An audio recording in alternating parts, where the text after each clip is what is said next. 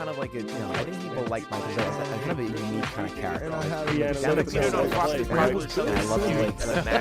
You just see how games and possessions are more intense, how they mean more. I'm not putting him on. I think the U.S. is going to obviously win.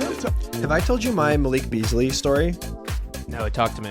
Okay, so in 2019, when the entire Deadspin staff quit at once, Tom Lay, who we have on in this episode, his Twitter user display name was Malik Beasley Season, Steam Nose emoji, because Beasley was then on the Nuggets, and I think it was one of these trade publications, like maybe Deadline, that was like listing the staffers that had quit. It was like Laura Wagner, Samer Kaloff, and editor-in-chief Malik Beasley. And so for years and years, ever since then, I've just been rooting for Malik Beasley just because, like, you always want to see colleagues like succeed and go big time. Like, we got former Defector staffer Kalen Kaler doing ESPN stuff, but like nothing really compares to like seeing a colleague hit over 300 threes and make the playoffs. And I think that's just like a really beautiful thing to see. No, totally. That's he's got such a interesting and textured career. He was on house arrest, hooping on house arrest at one point. Yeah. He edited the really excellent expose around nowadays being a super zone, and then 300 threes with the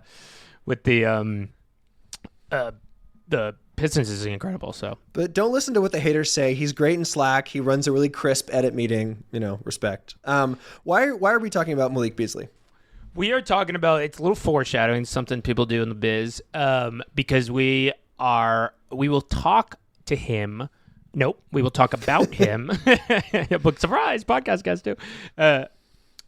In a coming little interview, because what we did for this playoff preview is it started as an idea of the goated 8 teams in 8 minutes. Coach Thorpe and Zach Lowe podcast that they did for years. We were batting around ideas. We didn't want to do that. Instead, we were like, what if we get some friends and family of the Nothing But Respect universe who are super fans of a given team and chat with them for a little short period of time, stitch those all together, and you will get a kind of hive mind playoff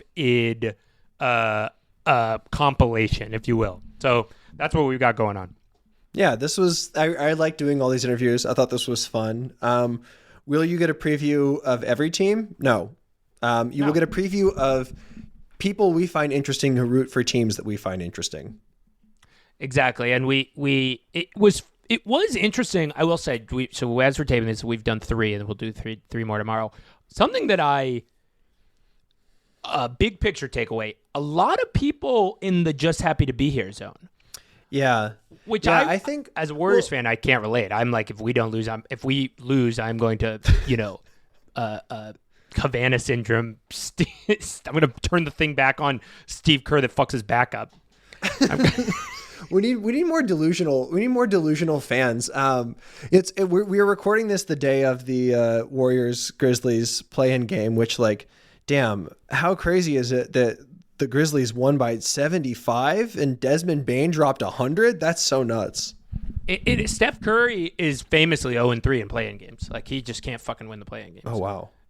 So I am legitimately nervous because this is the type of game that the Warriors lose. They are clutch famously, and then they are in these very specific, like, stupidest possible situations, not clutch.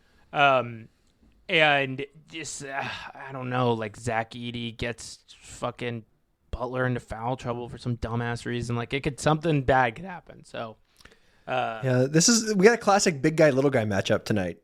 It is, yes. It is. And then, the Kings, it goes the opposite. I'm like, I think the Kings could get in. And then that's you being like, fuck. I was texting my friend who's a big Mavs fan last night, and I said, I wanted to let you know that while you will not be rooting for the Mavericks on Wednesday, I will be.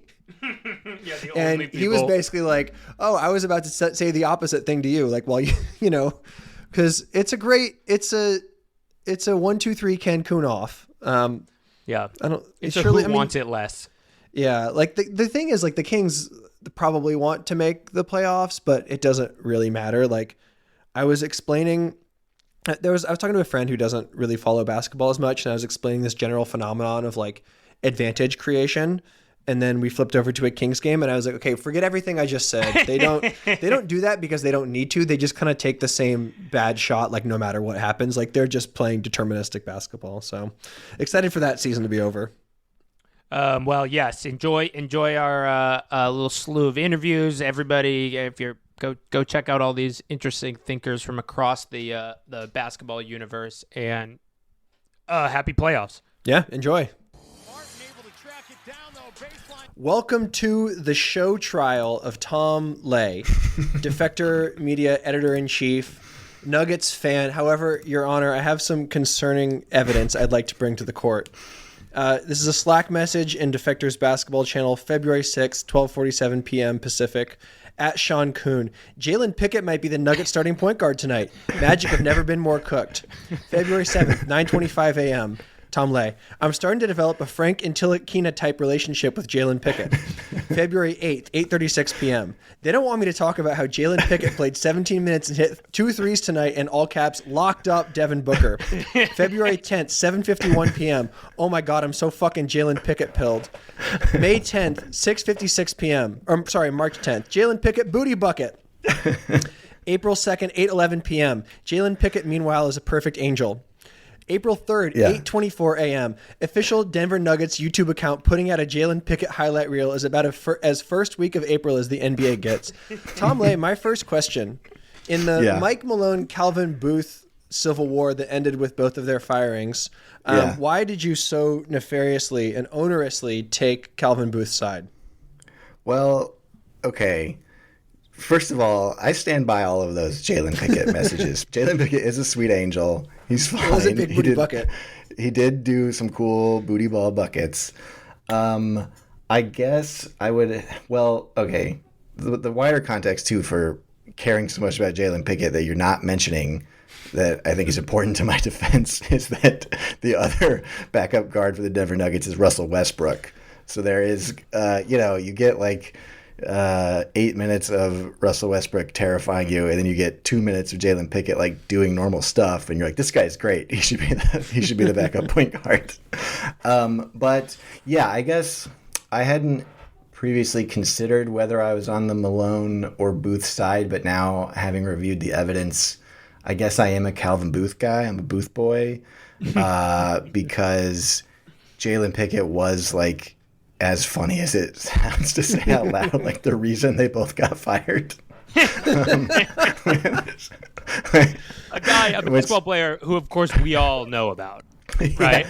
Yeah. I believe a second round pick who played like 7 years of college basketball and is like my height, ended up being the reason that the winningest coach in Denver Nuggets history lost his job on the same day as the GM, because you can boil down the whole Malone-Booth civil war to the fact that Booth thought, like me, that Jalen Pickett was a perfect angel and should get minutes, and Michael Malone thought he was ass and never wanted to give him minutes. So funny how things work out. There are legendary stories that come out of locker rooms. Of course, the punch, the Jordan Poole punch. You've got the softest Charmin Kobe story, and then two grown men screaming about whether or not Jalen Pickett deserves 4 minutes a game. It's also, one of those big ones. He killed his development. He ruined his career. We're obviously okay. I'm getting some word from the prosecutors that your trial will be postponed a couple weeks. We're obviously I'm pleasantly surprised at your Slack message. It's like I thought you were going to pick like all the ones where I was just totally crashing out at like 1 a.m. and saying really unnecessarily heated things about my team. So I feel like you took it easy on me. I appreciate that.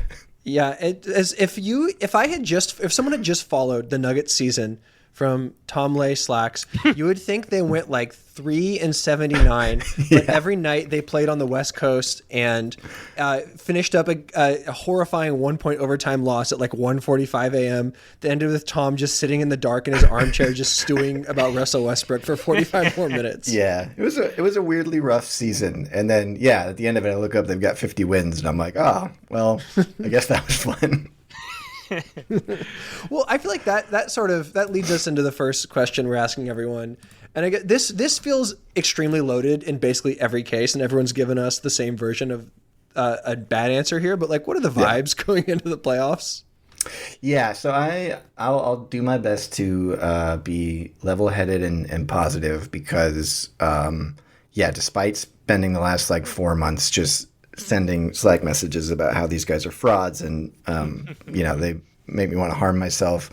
I do think that like the vibes are as good as they possibly can be for this team headed into the playoffs, given like how the season went. Whatever. Like they fired Malone, Alleman got put in charge, and they had to win 3 games, and they won 3 games, and they like looked like they were having fun and did it well. Obviously, that's not a very big sample size, but I think heading into this first round series, well, one, the vibes are good just because we're not playing the Timberwolves. If we were playing the Timberwolves, I would be like loading a gun right now because the last thing I need in my life is them to lose to the Timberwolves again.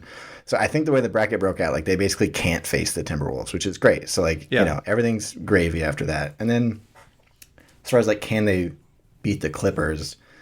I mean, I think so. Like I wouldn't necessarily say that they were favored in this series, but like if you want to do like the optimist outlook, the starting 5, I think played like 23 or 24 games together in the regular season, and the whole theory of the Nuggets when they won the championship in 2023 is that like the starting 5 kicks ass, and that's all in the playoffs. That's all you worry about is your starting 5.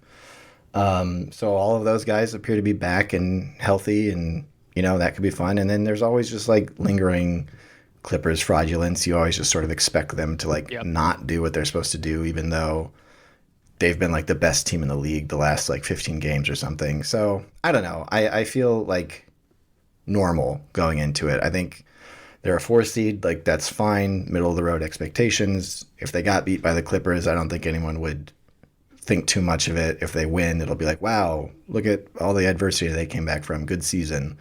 And then in the second round, the Thunder can just like kill them, and that's fine.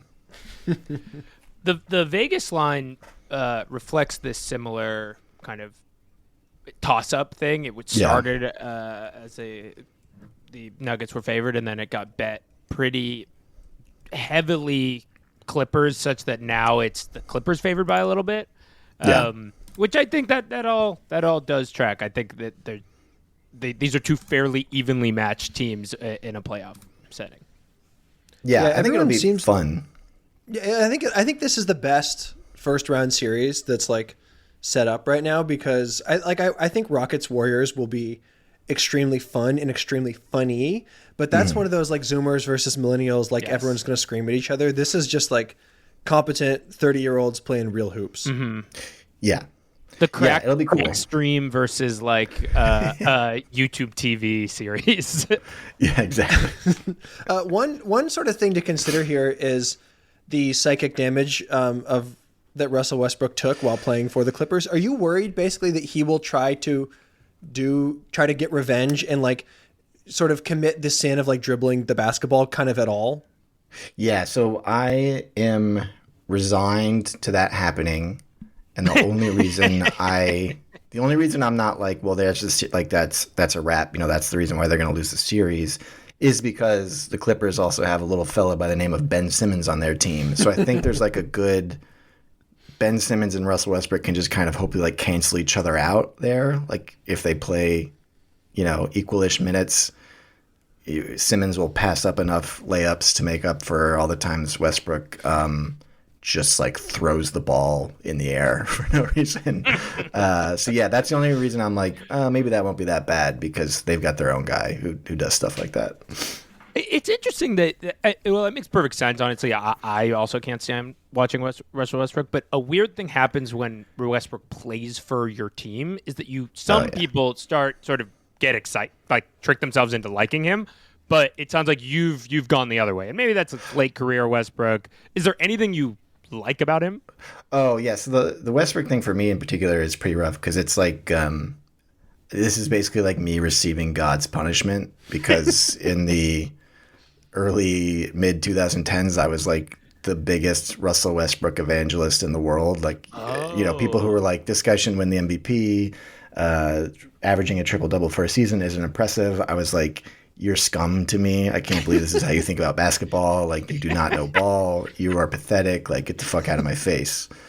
And then, once his sort of late career disaster stuff started happening, I was kind of just like, well, he's old. That's not my problem. He was still cool back then. And then he gets put on my team. And I'm like, all right, well, that feels karmic in some way. I would not say I have a great time watching him. There were definitely like spells during the season where it was like, oh, this is fine. I guess I'll put it this way. I think he had the best season anyone could have possibly hoped for when they signed him. Like, if you had to be like, how good can it possibly get to have Russell Westbrook on your bench? He basically accomplished that. And yet I wanted to, jump off a building like 7 times while watching him this season. Like, so that's like the best you can hope for, is that, it was still not fun to watch. And so I am, I don't know. I have some hope that in the playoffs there's potential that like they might keep him off the floor. Like, Adelman kind of did some comments to the media about how like his philosophy going forward is just like he's going to play who's doing well in the game. And he did that in I can't remember which game it was. I think it was one of the last 3 games, maybe the Memphis game. Westbrook got benched. They won all 3, right? Yeah, they won all 3, and he got benched, and Pickett played like down the stretch because Murray was still hurt. And then the next game, Pickett wasn't doing well, and Westbrook played down the stretch. So like my hope is that if he's out there just like going psycho mode in the second quarter, Adelman will be like, yeah, he's just not playing the rest of the game, which they can do because they can just play the starters as much as they want. We've gone a really long time without saying Nikola Jokic's name. Yeah. And Lay, as the biggest Jokic fan I know, and also like the closest observer, at least whose opinions I'm in constant proximity with, I don't think he's going to win MVP, but he's had like one of his best seasons. What like new Jokic thing do you like see that he's done this year? Like, how has his game evolved this season? It's definitely the 3-point shooting, which has been really insane and was not something I ever expected. I think he finished the season shooting 42% from 3. And then like he also took like 25 heaves or something. So if you take those out, like he's got crazy shooting numbers and on like pretty high volume. I think he shot like 6 or 7 threes a game or something like that, which is wild. And it wasn't just that he was making them, it was the types of threes he's been taking. Like he would just take like walk up threes, like at the line. Whereas previously it was like, yeah, if he was at the top of the key and it got kicked out to him and he was open, he would do it. But he sort of will like look for that shot. Like there's been games where he'll just, for a quarter, he'll only shoot threes. And like, it kind of like when he's doing that, it's usually because he's kind of, pissed off about the way the game is going. And he's like not happy about how they're running the offense. So he's like, if we're not going to run shit, I'm just going to shoot it. And it's funny because he's like throwing a fit basically. And it's the kind of thing that, a superstar would do. And it would like sink the team, but he always just ends up making like 7 out of 9 of them. And you're like, oh, okay, well, that got us back in the game. Like, thanks. So I think it's that. I think it's the shooting has been the craziest thing. And then, everything else just kind of stays steady. But the shooting from deep has been really, really weird to watch because I did not expect that to happen. I like that he kind of shoots it like he's casting a fishing line too. Just like the tiniest little hop, and then his hand is like almost perfectly behind his head, and like it has that kind of crazy arc on it. It's a good looking shot. those threes also, they're just, I mean, they are within the subcategory of the most difficult threes. They're usually off the dribble or not in rhythm. Like, I don't even know if he can fit in the corner. Like, I would say he's probably shot like 2 threes from the corner. They're always straight on from the top of the key with somebody in his face, and he just like keeps doing it. It's special.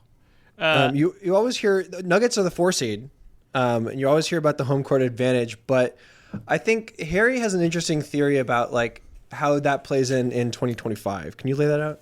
Yeah, well, so I was thinking about that. It's something I hadn't heard so much, or the not so much anymore, is the altitude advantage in Denver. You know, like teams really catch people off guard. I'm wondering if that has to do with the Maha era we're in. Because those guys like altitude shit, you know, they're always like doing direct to consumer mask things that like limit your ability to breathe. So it's hard to even say on the trust science continuum where this even falls. You know, we sort of talked about Harden's Cybertruck thing with Kylie, and I do wonder how Maha are the various Clippers. Like Kawhi seems sort of like he doesn't know who's president, probably. Though there is a reading of Kawhi's quad injury as just like an overload of microplastics. Oh yeah, that's interesting. Yeah, and he did famously he went from Texas to Canada, which is probably a pretty radical like reordering of some of his political priors. So maybe he got radicalized to like no more FDA. Yeah, exactly. Yeah, so the idea is maybe that Harden is going to thrive in altitude this year because he's been mouth taping when he sleeps and he's just locked in and ready to go. Exactly. Yeah. Who is one question we've also been asking is like, who is the fan base muse? Like who is the nexus of psychic energy that everyone can't shut up about? Oh, that's a really good question. Let me think. It's probably, I mean, Westbrook's too obvious. People are just always talking about Westbrook. Right. I would say probably Michael Porter Jr. just because. Speaking of Maha, Jesus. Yeah. Speaking of Maha, yeah. Well, one, because he's fucking weird and strange. The other is just like he is the absolute easiest guy to pick out when the team's not doing well, and with good reason, because when the team sucks, he's always also sucking. Like he's never going against the grain. Yeah. Like he never scores 30 in a loss. It's like every time they lose, he goes 1 for 8 from 3 and, gets the ball stripped like 3 times under the basket. So it's very easy to get mad at him. And then when they win, it's like Jokic and Murray doing all this amazing stuff. And then you're like, MPJ had 25 points. Like that's nice. And I think he's just such a big focus because everyone knows that he's the only reliable shooter on the team and that you need him for spacing. Like he's just literally very important to everything they do. But it's so hard not to still get mad at him and blame everything on him. So there's always a lot of like, God, I fucking hate this guy. But like then people try to stick up for him. He's like, oh, no, like we need his shooting, which is all true. So yeah, I would say it's Michael Porter Jr. For the certain slice of sickos, there's the like Zeke Naji, Jalen Pickett are a big focus, just because of how that plays into the front office stuff. So some people are very attuned to what those two guys are doing. But I would say, yeah, probably MPJ for the normie fans. Something you sort of cued me into with MPJ is one, he just moves all fucked up and funny. Like the way his body bends and moves is just weird. And I think that leads to this other observation you had, which is like, if he shoots the ball after not having to dribble or like reposition his body whatsoever, it feels like it's like 75%. But if he has to like relocate even like an inch to the side, it's like 0% chance that isn't just clanking off the back of the rim every single time. It's Buddy Hield syndrome. Yeah, it's very annoying too because you've talked about this before, Patrick, where like teams are just better at guarding DHOs now. And a lot of what Michael Porter's thing last year and the year before was running at full speed, getting a DHO from Jokic at the top of the key and just running into a pull-up jumper. And they do that still all the time. And he just like doesn't get the shot off anymore. Like he gets the ball and then he's like, oh fuck, I don't have any space, and then he just kind of like stops and then passes it, and then the play just dies. And so that and then there's 4 seconds of the shot clock. Yeah, they like and you can tell that they're running that set because they're like, we need to get Mike going early in the game. So like in the first quarter, they'll do it like 3 or 4 times, and if he gets the shot away like once, that's you feel good about that. But it just like doesn't work anymore.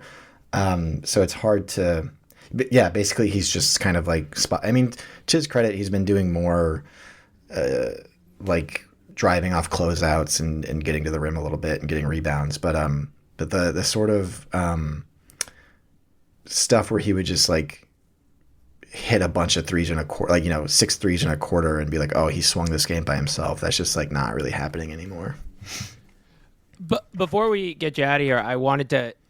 We touched on it in the beginning, but where are you at for this season? Then also big picture with the Mike Malone firing. Like, were you like totally shocked by that? Where are you at with that?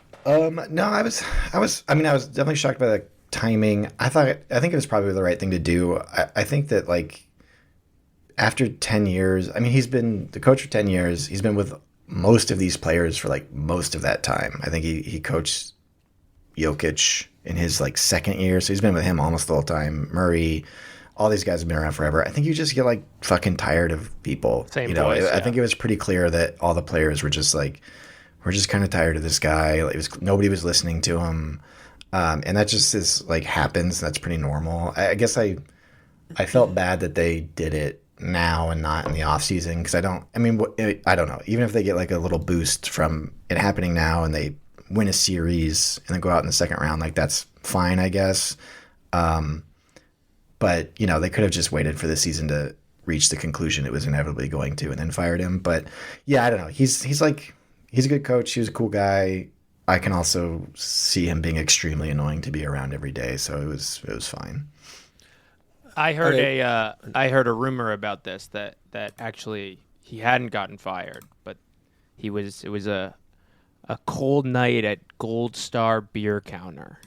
And he and his assistants were sitting around, and they decided, you know what, let's get out of here. They're not letting us play. No, I'm just kidding.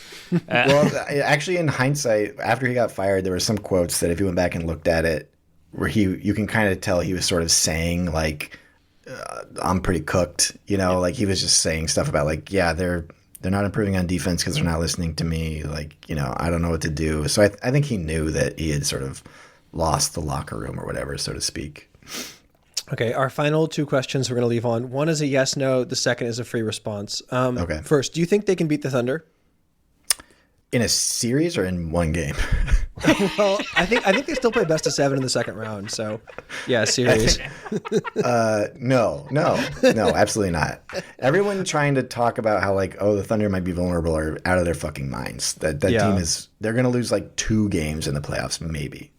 I know we don't have a Thunder person to talk to, but like there is this kind of widespread idea amongst anyone who's within like 45 crank points of Jay, Caspy, and Kang that like all these stupid theater kid Zoomers are going to get humbled once they have to play a single real basketball player, and it's like stupid. Every single fourth quarter, they just turn on the steals and dunks machine and turn like a 1-point deficit into a 19-point win. Like that's so crazy. They do group interviews. They're doing too many group interviews. They're aura farming. Yeah, Jay's like the most reliable like scorer in the. There's no problems with this team. Anyone trying to look for one is just being crazy. It's cope. People are doing cope. Yeah. Okay. My free response question. January 10th, 8:30 p.m. Another thing they don't want me to say: the Westbrook-Jokic 2-man game has almost completely supplanted the Jamal Murray 2-man game. Tom Lay, your response. At the time, that was true because Jamal Murray was either injured or sulking and being a baby, and they were forced to do the Westbrook-Jokic 2-man game, which was good for like 12 days in the winter. Everybody was having a good time. Everybody loved it. So I stand by that one as well. Great. Okay. Thank you so much for joining us. People should subscribe to Defector, obviously, and go Nugs.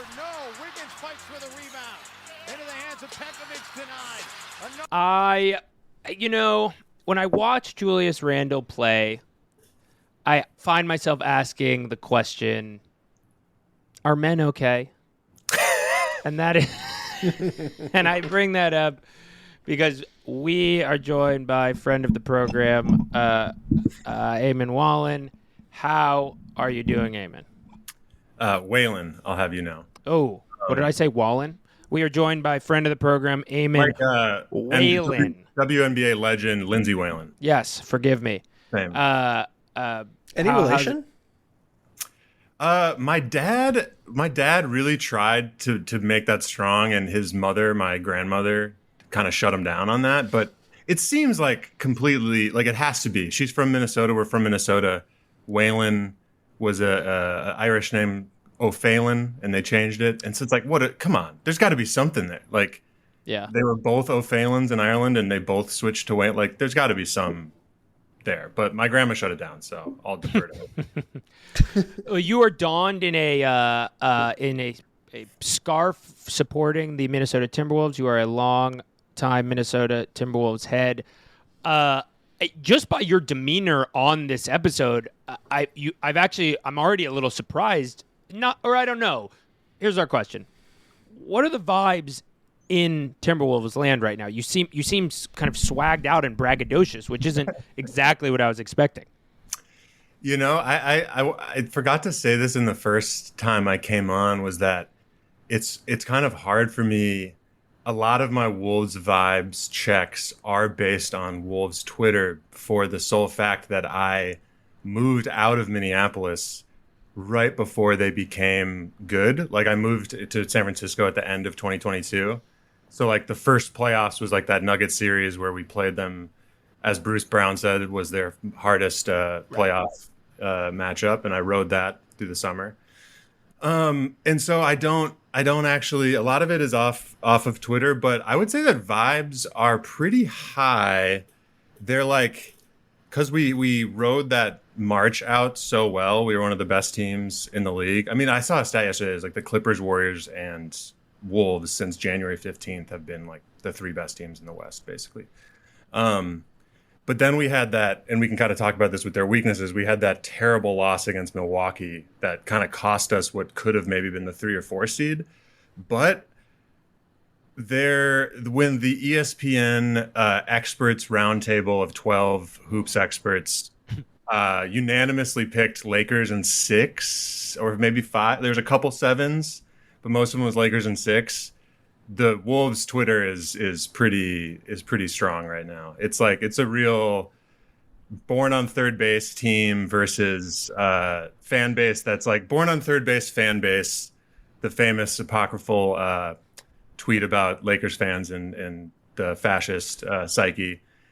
And then the team that's like, the Wolves fans are like, as a Wolves podcast I listen to, we're like Eminem at the end of 8 Mile. We're just like, yeah, we are fucking bums. Our team doesn't shit. Like, what do you want? Like, we're here, you know?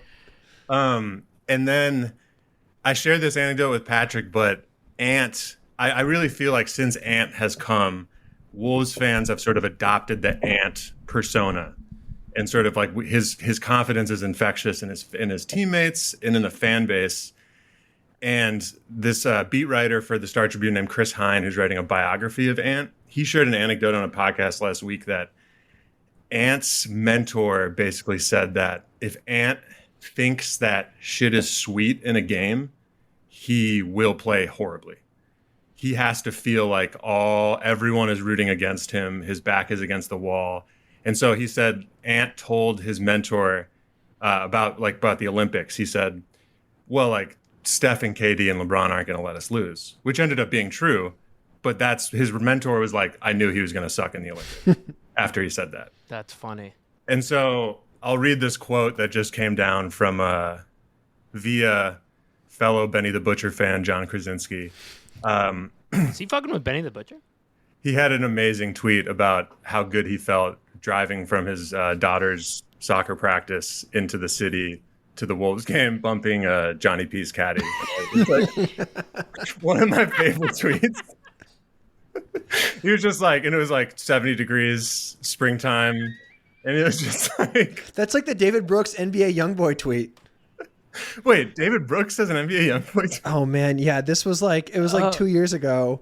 Oh man, I think I kind of remember Wow, this. shout But out, so Ant said when Johnny K asked him about the ESPN experts picking against him, quote, "I just love it. It's dope. I love the fact that everyone wants the Lakers to win. That's how it's supposed to be. They don't want the Timberwolves to win. I get it."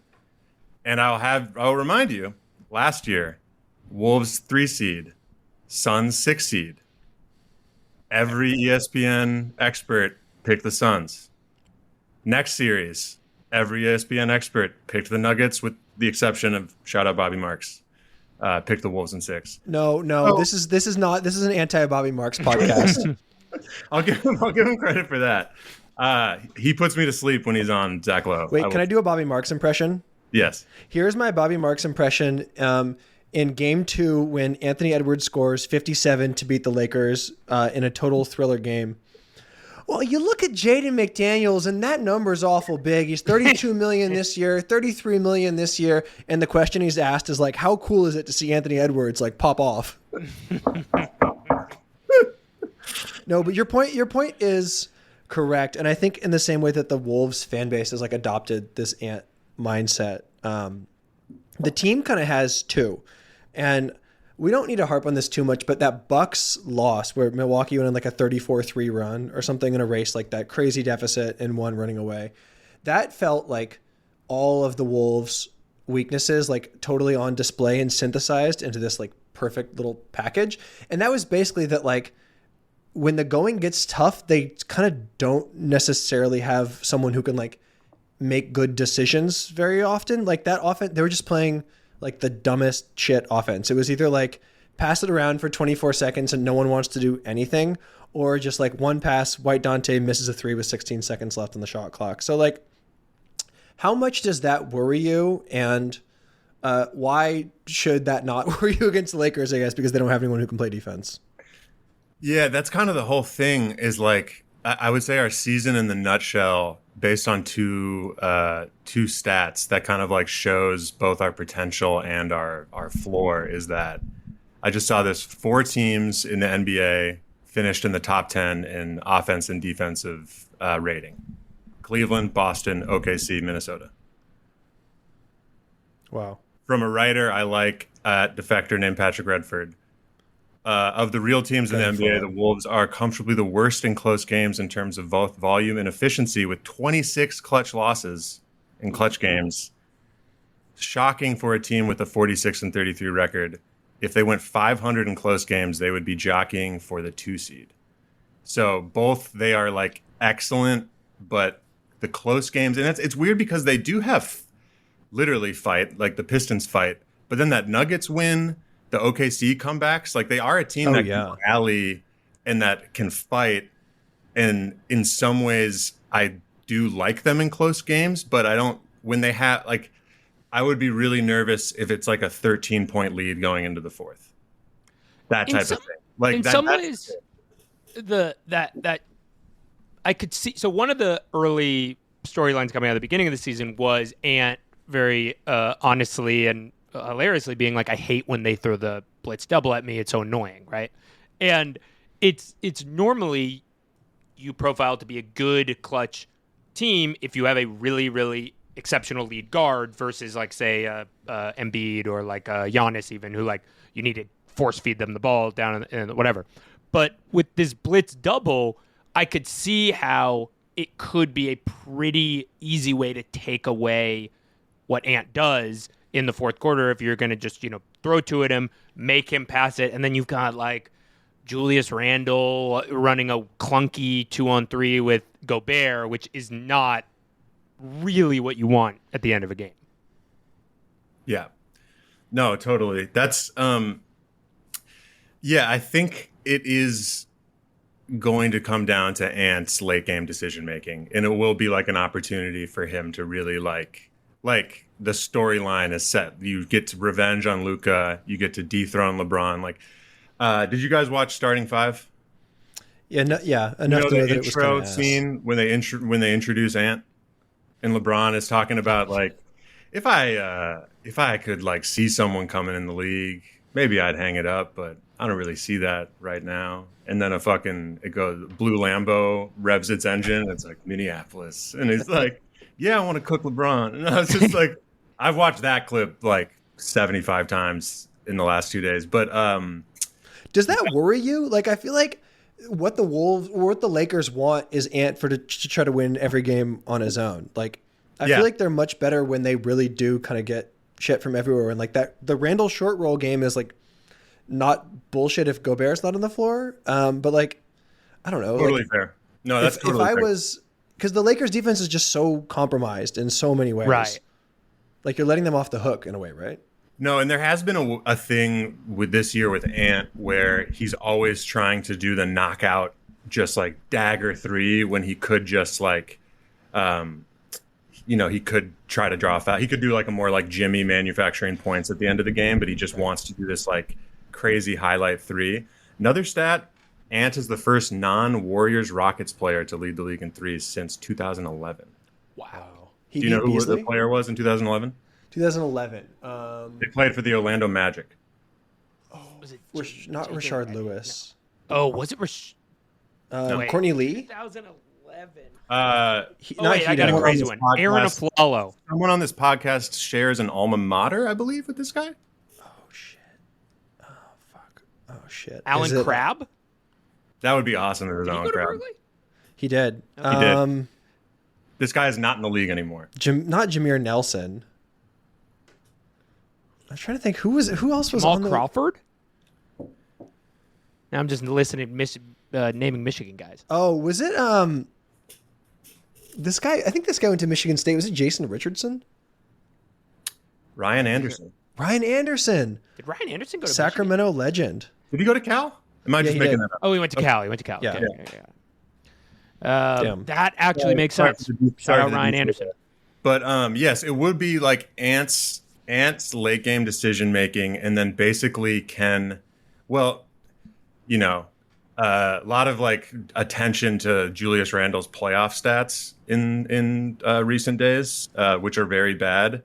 But he's on a contract year. He's been playing really well, like lately, and he's also been kind of discovering that it's almost like his stat lines are almost like a better scoring Draymond when he's at his best. Like it's like a 7 assist, 13 rebounds, 17 points kind of game for Randle, and that's when he's like really at his best as like a second facilitator.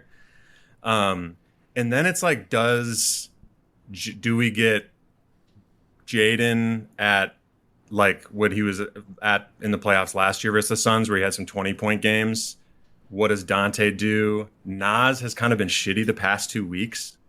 And so that it's like, I do think that we're deeper and overall more talented than the Lakers. They're obviously more top heavy, and a betting man would be much more likely to pick them just because they have Luka and LeBron and we're the worst clutch team in the league. Like, you can kind of write it there, but I don't know. Lakers kind of suck. They kind of suck.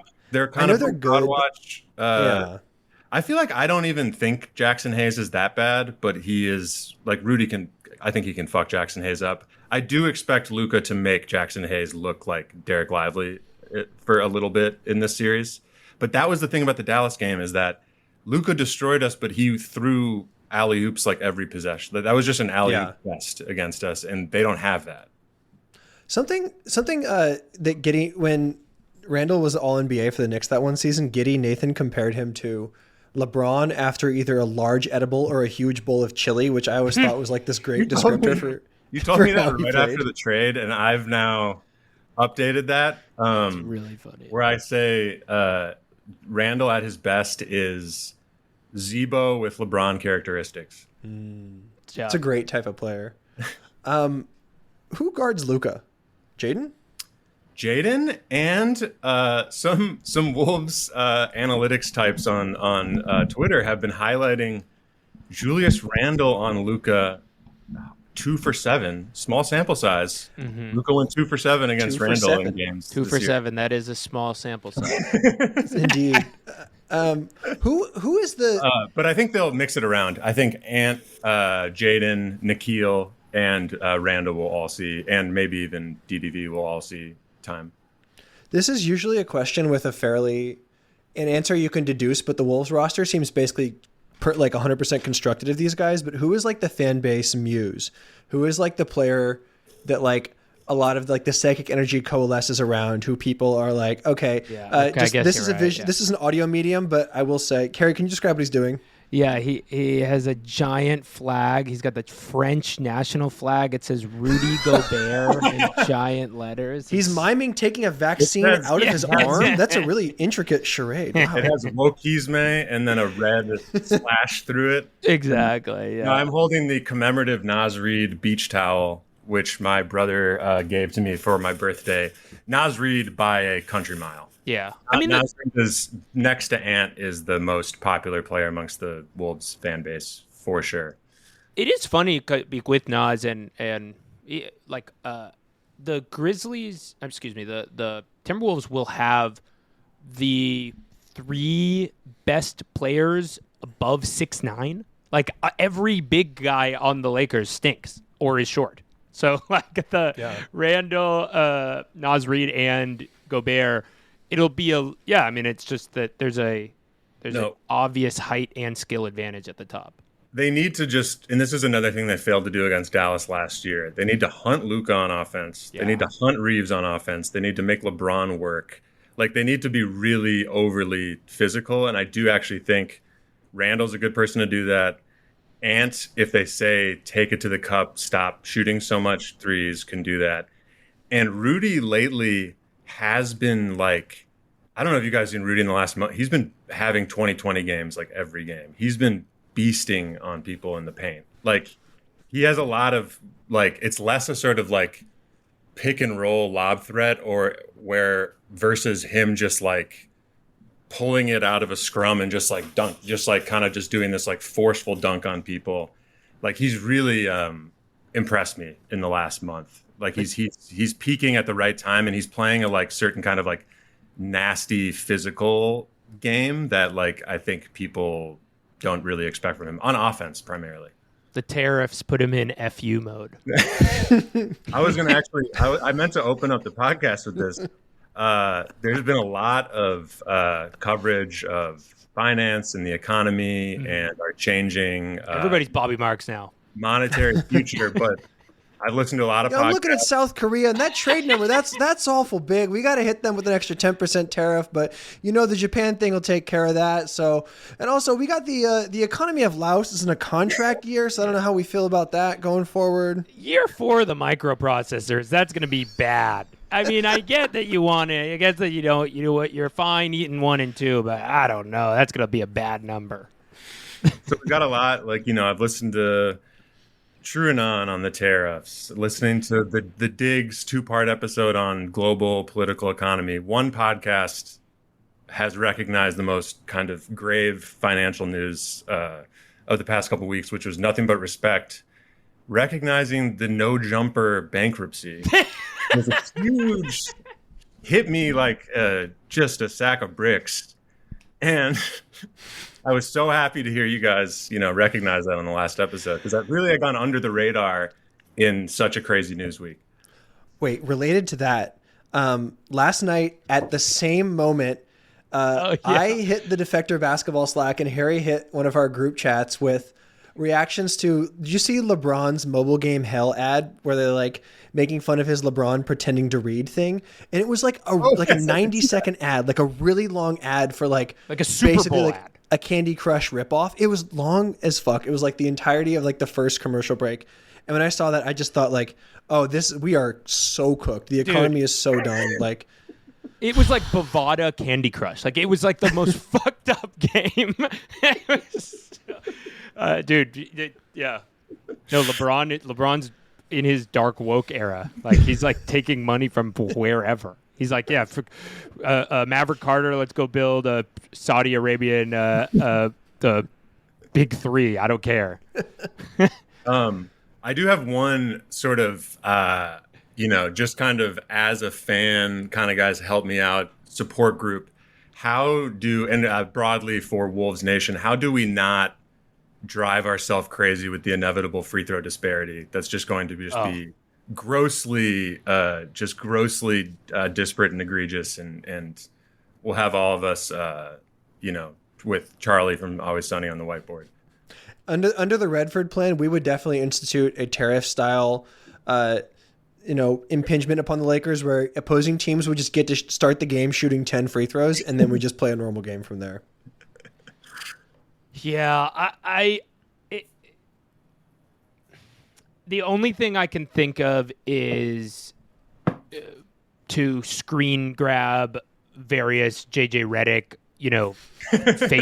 faces, and kind of find solace in the fact that he's so like that in his heart. And this is what I think makes JJ a good coach, is when you look into the soul in the heart of his eyes, he believes that the Lakers do not get foul calls enough. And there's a certain kind of purity in that you can take from JJ. Okay. That's amazing because I don't know if you guys saw that Ant either is second or first in technicals this year, and he almost he was almost suspended. You got one rescinded, right? He got it rescinded, but if he gets a tech in this, I think it restarts in the playoffs. I hope so. I believe it does. It does, but it's smaller, because I remember Draymond did at one point get suspended during a playoff series. But and Ant does not get enough of a whistle, but that is another part of his whole kind of maturity arc where it's just like, you need to fucking chill. Okay, before we let you go, two quick ones. One, if they lose in the first round, does Finch get fired? And two, what is the best case scenario for this playoffs? I would not be surprised if Finch gets fired. There's definitely a lot of talk is Finch our Doug Collins / Mark Jackson figure. And Finch and Ant are very close. So we will see. We will see about that. It wouldn't surprise me. It does seem like Connolly and him are tight, the GM, but what do I know? We just saw what happened with Taylor Jenkins in Denver. Best case scenario? Say it. Wolves in 5 or 6. For the series, or are you saying against Boston? That too. No, I'm serious. Wolves in 5 or 6 against the Lakers. Wolves in 5 against the Warriors. I attend at Chase Center in the next round. Mm-hmm. Wolves in 7 against the Thunder. And then Wolves in 4 against Celtics. That's the spirit. That's best case scenario. And we're out of the play-in. I was before kind of like our floor is losing in the play-in and our ceiling is winning the finals. I actually do believe that. I could see either of those happening. Their metrics in the late game and just sort of large sample size of the entire season leads me to believe that they don't really have the stones to really last that many playoff series. But I don't know. They got some horses. You never know. Well, thank you so much for joining us. People should go read Eamon's The Nation cover story that Harry referenced at the top. Is really good story. Yep. Thank you. What else can the people be reading? That I sort of as a means to promote that story, I relaunched a Substack, which I'm still trying to figure out how I'm going to write that. Maybe just sort of musings and rants and such. I got a couple irons in the fire, so yeah. Hell yeah. All right, thanks, Eamon. Into the hands of Pekovic denied. Another crack at it. Martin wide open, triple, hits it. All right, now it's time to get serious. Harry and I are going to conduct a gotcha-style interview with the hardest-hitting questions about the thorniest issues of our time with the New Yorker's Isaac Chotiner. Our first question, Isaac, why don't you like Alperen Şengün? He's just a very, very frustrating player. He makes so many mental mistakes every game. He misses fourth quarter free throws at a rate that you cannot possibly imagine unless you're watching Rockets games regularly. He has this very irritating look on his face when he does something dumb, which is sort of a combination of, I know I did it, but I still kind of want to seem annoyed and blame someone else for it. It's the whole experience. I mean, I know he's a good player, but I can't say I enjoy it. Okay. That's a good answer. okay, we want to just have you on to talk Rockets generally. The first real question is like, what are the vibes going into the playoffs? Like, how's the fan base feeling? I think, I mean, as a fan who's not in Houston and just sort of communicates with people who are Rockets fans remotely, I think the vibes are really good. I feel like if Memphis gets in, I don't know when this is going to air, but I feel like if Memphis gets in and beat Houston, then the vibes would be kind of bad. But I feel like losing to the Warriors or, making the second round, people would just be thrilled with the season overall. I think the vibes are great. You mentioned the Şengün, hatred, and he is a funny thing where there's going to be a battle for who is the most important piece in Houston. Are you leaning it shouldn't be Şengün and you should trade Şengün and build around somebody else? Or are you leaning, yeah, this guy's annoying, but he's also like really good and versatile and we want the future to be with him? I don't know that I know basketball well enough to say what Şengün would look like on a really, really high level offense. But my sense is that Patrick will have some sympathy for this I know where this is going. Patrick will have some sympathy for this as a Kings fan, but my basic take is that they probably need to upgrade that spot at some level. Although I will say that, something that we heard a couple of years ago or a year ago was that you can never actually build a good defense around Şengün. And the Rockets have managed to build a really, really good defense this year. In terms of who the Rockets' best player is, I think it's pretty clearly Amen Thompson. I feel like by next season, he's already going to pretty clearly be the Rockets' best player. But again, unclear that you can build a high-level offense around him. So I'm not totally sure. But yeah, I think at some point, Şengün is either going to have to be like the second or third best offensive player on the team, or they're going to need to make a change. The thing I find so fascinating about the Rockets is that, and I guess Thompson is like the perfect personification of this like series of interconnected tendencies, is that they're like so good at everything except for like the most important thing. It's like their half-court offense is just kind of butt. It's terrible. So I, as a sort of thought experiment, we're asking everyone for like the best and worst case scenarios, but like this is a two-part question. What is the best case scenario for the Rockets this playoffs? And to achieve that best case scenario, like what shape does the half-court offense take? Like how do they find points? I really don't know. I mean, I think, they ended up with an offensive rating this season that was something like 11th in the league, but it was only because they had this crazy offensive rebounding rate. I think I would say that the best case scenario is making the conference finals, because I think arguably the three best teams in the West are in the other side of the bracket, Denver, OKC, and the Clippers. And I think, whether it's the Warriors or, most likely the Lakers, if the Rockets make it to the second round, I think both of those teams are teams that the Rockets may be able to exploit just in terms of size and offensive rebounding. And so I think there is a case that they could win those two series. I don't think I would pick them in either one. But I think the connection there is I would have much more trouble seeing them beat a team like the Nuggets or OKC or the Clippers, who I think kind of have more size and would sort of prevent, and, at least in the case of the Clippers and OKC are really good defenses, and I think would, present a lot of trouble for the Rockets to score at all. Even taking into account that the Warriors and the Lakers want to play smaller, I'm still not sure that the Rockets' kind of offensive rebounding style is going to work in the playoffs. Yeah, because they're doing a lot of this double big stuff with Şengün and Adams, right? Yeah. Harry, can you ask about the? Yeah, oh, sorry. Yeah. Oh, no, yeah. no. Yeah, go I was going to say something Harry and Isaac that you guys have in common is a sort of thoroughness in Bill Simmons scholarship. And Harry had a very interesting question here in the doc. Yeah, I wanted to. A pet theory I have is that the everything changed for the Rockets when Jalen Green appeared on the C block of the Simmons pod in 2020. Oh, that's right. That's right. Yeah. Did you notice a before and after split there? Like, I remember the episode. I remember Bill saying something like, "I don't give a shit about Jalen Green" or "fuck Jalen Green" or something. But then I don't remember. And then I remember him going on. But wait, so is your theory that Jalen Green's gotten much better since then, or? I'm mostly joking, but I did want to know. I did want to know how that Jalen Green appearance on maybe the only current player to go on the Simmons pod since like Kevin Durant. Yeah, it's true. They're not there. Doesn't seem like there are very many players anymore. I mean, I guess he's definitely gotten better, but I still find the Jalen Green experience pretty frustrating.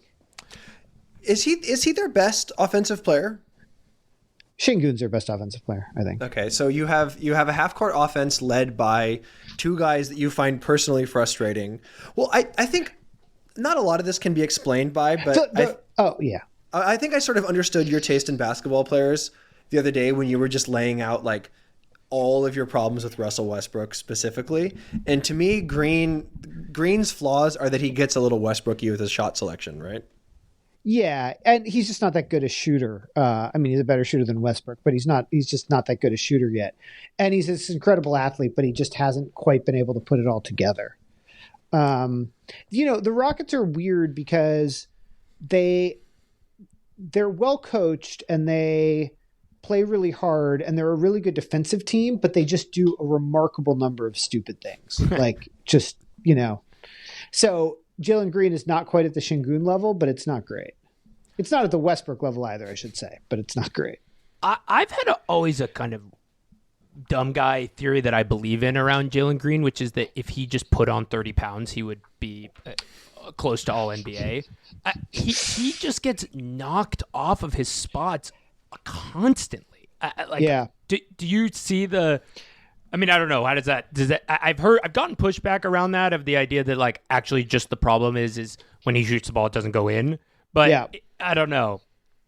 Well, one thing I wonder with these guys, Kuminga, Jalen Green, Paolo, is to what degree. I mean, Kuminga is probably on a slightly different situation, but I would like to see them on offenses that could like spread the floor a little bit and had other shooters, like other average shooters, let alone good shooters. I mean, the Rockets right now, like Dylan Brooks for the last 2 seasons has really been their only above average shooter. Which is, Brooks has been much better in Houston, but it's just not a great sign. And you see the same thing with Orlando. And so I guess I would like to see Jalen Green in a different type of offense, but I don't know. We'll see. The rest of they kind of have these good wings who aren't good shooters yet. And so, or are never going to be good shooters. So it's a little hard. Looking at how the Rockets, they closed the season super, super hot. And that was after a little downturn. And the downturn and the upturn coincide with Fred VanVleet's absence and presence, respectively. But then you look at the box score, and it's like Fred VanVleet went 3 for 14 with like a plus 17 as the Rockets won by 5. Like, why is he so important? And like, is it just because he's an adult, basically? Well, this is like I have had this conversation with other Rockets fans. I don't know what their record was with and without him this year. I think it was something like 11-11 without him, which would make it, I don't know, 41-19 or something with him. So there is a huge difference. He's incredibly important to them.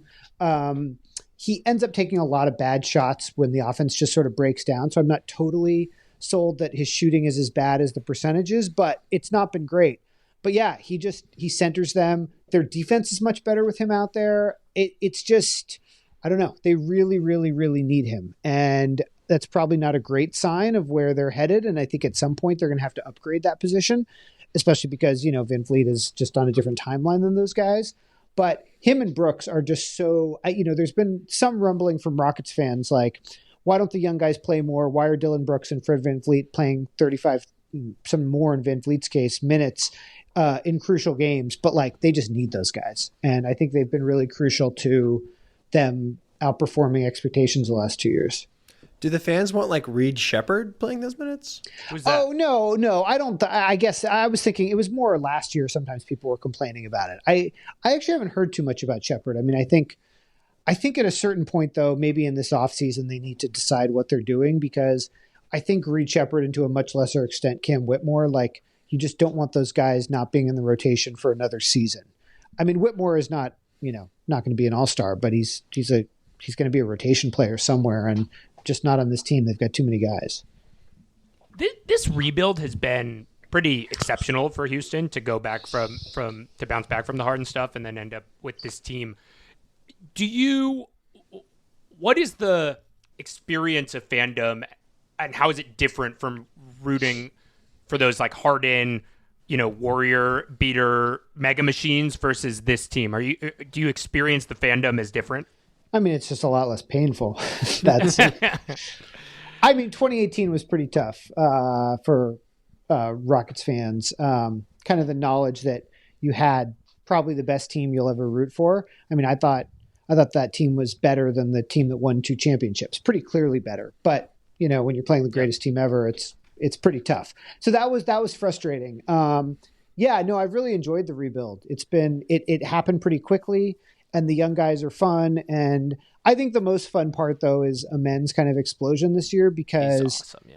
All these other guys have been nice stories, but Amen is like the first time that I've sort of felt like, oh, like he could be a top 10 player. I'm not saying he will be, but he could be. And that's just, then you feel like, oh, maybe this team could actually do something. Can I ask you to predict who the first Rocket to get suspended this postseason will be, and who they will fight to earn the suspension? First Rocket to get suspended this postseason. I mean, I guess I got to say Brooks on the Lakers series, right? Isn't that the obvious? Yeah, it's gonna be Brooks game 2 for Rockets are up 15. He tries to stunt on LeBron a little too hard. Yeah. Well, I really do like this matchup with the Lakers. I mean, they'll probably win because they're just better, but just as a matchup, I love the Rockets being able to hit the glass. The Rockets probably, other than OKC, have the most like big wings to throw at Luka and LeBron. I really like the matchup, but we'll see. And, there is an exciting possibility of a Steven Adams, Draymond Green's knee reunion in the first round. That's right. Oh, man, yeah. Would Draymond get penalized more for specifically kneeing Steven Adams in the balls, or then do you have to have a conversation about, is Steven Adams, is it a fool me once situation? Well, it's a good question. I was at the Rockets Warriors game 10 days ago, whenever it was, where Draymond and Şengün got into it a lot. And Adams was just kind of, he was just sort of on the side playing peacemaker. But I think Şengün is the one that Draymond and Warriors fans really don't like now. And I have some sympathy for that point of view, let me tell you. But at the same time, I could see that part of I could see that getting nasty. Although Şengün doesn't seem like the type who's going to get ejected. Right. No, he seems like a normal man. Okay. Final question. Who is the fan base muse? Who is like the nexus of psychic energy and sort of obsession? Like the model for this player is like Kuminga. Like who is the Rockets version of this guy? Oh, interesting. I mean, I think maybe it's a little bit Tari Eason because just to make the Kuminga comparison, just kind of a few plays that kind of take your breath away, more defense and offense in Kuminga's case, a few plays that are just totally boneheaded that you're like, I can see why the coach doesn't want to play him more, and just real athletic talent that is pretty captivating, but you're just kind of not sure what it's going to add up to. And it could be added to something really good in both cases, but just real uncertainty. Well, I'm excited to watch this. Sorry, team. one just the Simmons scholar, to have a Simmons Please. scholar on the call. I want to talk. Let's say the Rockets beat the Warriors in the first round, and it's a Sunday. Talk me through what Simmons' talking points you expect to be. Oh, this is good. With Russillo, the Rockets. The Rockets. They just, let's say they beat him in 5. What do we think is that conversation is framed around? The body language of the Warriors didn't look great. It was great. It was great after the Butler trade, but then it started to wane. It's a good question. I'm not sure what else. He'll be like Udoka's going to get in LeBron's head. Yeah. Mm-hmm. Looking forward to that. He thought the Rockets would look scared because he can kind of identify whether people look scared from the TV, and the Rockets actually didn't look scared. They were. It's a good question. They channeled a little bit of FU energy from Udoka, probably. That's right. No, I do. Putting aside Udoka's ethical lapses in the past, sure. I think he's been a good coach, but I'm sort of already irritated by how much I'm going to have to hear about Udoka being like tough, talking shit to the other team's players. So That makes sense. Yeah. Okay, sick. Thank you so much for joining us, Isaac. Where can people find your work? At newyorker.com or by subscribing to the print magazine, or both. Is that what you wanted me to do, a real plug here? Is that... Yeah, we're just asking everyone where they can find their shit, but Oh, okay. All right. Yeah. So I thought you were giving me shit about making me have to do corporate plugs. No, but thank you. I appreciate it. It's great to be on, and I'm expecting to be back on again if the Rockets make the conference finals. we will absolutely have you back on if that happens. All right. Thanks, guys. All right, thanks, Isaac. Kevin Martin puts the Timberwolves on top with just 2.9 to go. Joining us from New York City's Department of James Harden Studies, we have preeminent Harden scholar Kylie Chung. Kylie, how are you? Thank you. I'm doing well. I think we call our department the Harstory Department or the Department of Historical Studies. Mm-hmm. But yeah, thank you. I like that idea of a kind of like Ruth Bader Ginsburg cursive T-shirt that says, "I'm writing hard story." We had to have you on because we're talking Clippers, and when you think Clippers, you think James Harden. When you think James Harden, you think Kylie. And he's had a great season in a big moment. And so before we throw it to you, Harry has been teasing this James Harden theory for days, and it's finally time to let him rip. Okay. I'm going to lay out two timelines, and I think then give my theory at the end. They are a timeline of Little Baby's critical success, and they are a timeline of James Harden's basketball success. So between 2015 and 2018, James Harden was peak of his powers. MVP, scoring title, top 5 player of the year, Russell Westbrook, MVP, fraudulent MVP, etc.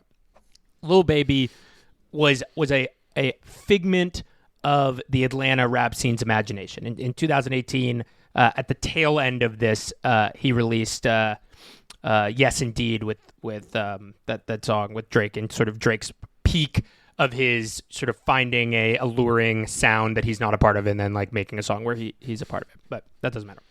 2018, Harden MVP, the crescendo, Lil Baby's emergence as a baby, so to speak, as a little baby. The song comes out. It's immediately like, oh, okay, this is there's a new big rapper in town. Okay, 2020 COVID year, kind of a wash. Lil Baby's first album comes out, his second album comes out, but it doesn't. It's sort of like everything's weird culturally. We don't really nothing to say. 2021. Wait, can I ask a clarifying question? Yes. Is 2020 is when the James Harden he don't have internet thing was, correct? Yes. That is around the time he don't have internet. Okay. And I believe, and this is not even really talking about their friendship, but I believe this is around the time their friendship really kicks off. I think James Harden is maybe breaking COVID protocol to hang out with Lil Baby at this point. But allegedly, sorry, I'm like a guy. This is the most important switch. This is where their lines cross.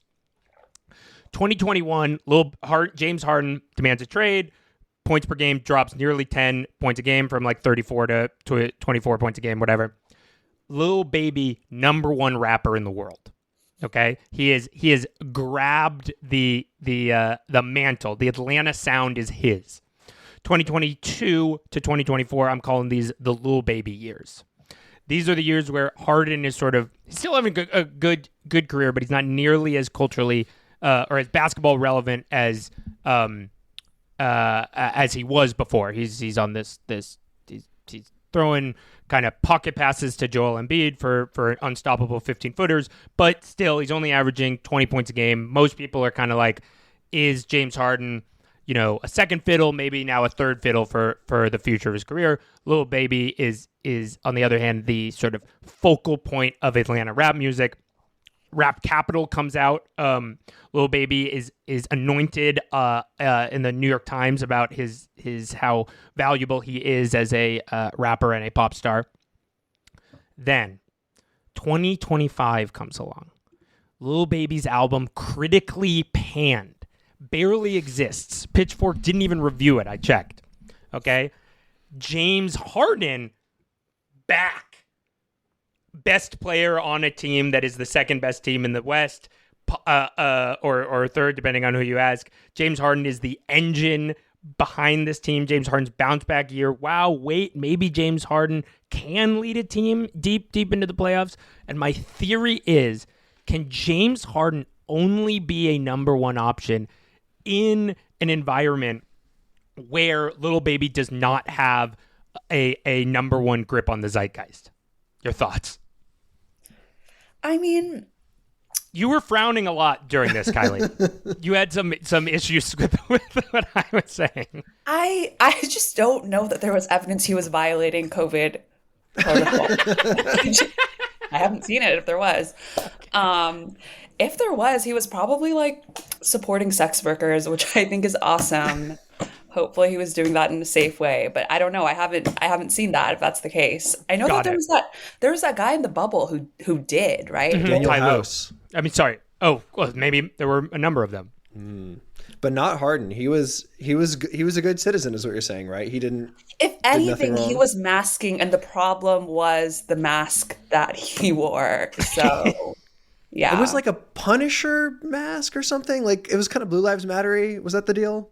Yeah. I mean, I Allegedly. do like he doesn't have internet in his home. He just he doesn't, and I think that is all. I'll get to this, but like I think that's also why he has a Cybertruck.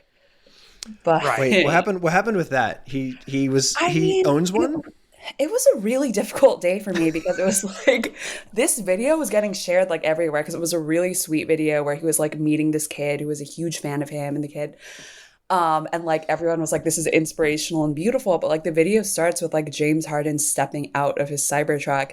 And like when I saw it, like it just like I'm worried about him all the time in terms of like if he's going to get injured on the court or whatever. And now I have to like worry that he's like going to like drive over like a puddle in his Cybertruck and just like drive off the road or something and like die. So it's just like it adds another dimension of like concern that I have for his safety. But I see you've had a little bit of distance between the art and the artist, and that it's okay if James Harden's politics don't directly reflect yours, which I think is fair enough. But you're worried about his safety, which I actually understand. You're worried that the self-driving is gonna, he's gonna put the wrong thing into his GPS, and he's gonna be like in the middle of a intersection driving the wrong way. I mean, there's like it's definitely not like, yay, I'm happy he's driving a Cybertruck, but I genuinely don't think he has internet in his home. I don't think that was like an exaggeration. He has internet in his car, certainly now. Yeah. I mean, wait, okay. Lil Baby is the one who like recruited him to Philly in a lot of ways. Is that like that's what I remember being like the conversation at the time, right? Because he's like am I like making that up? I have no idea.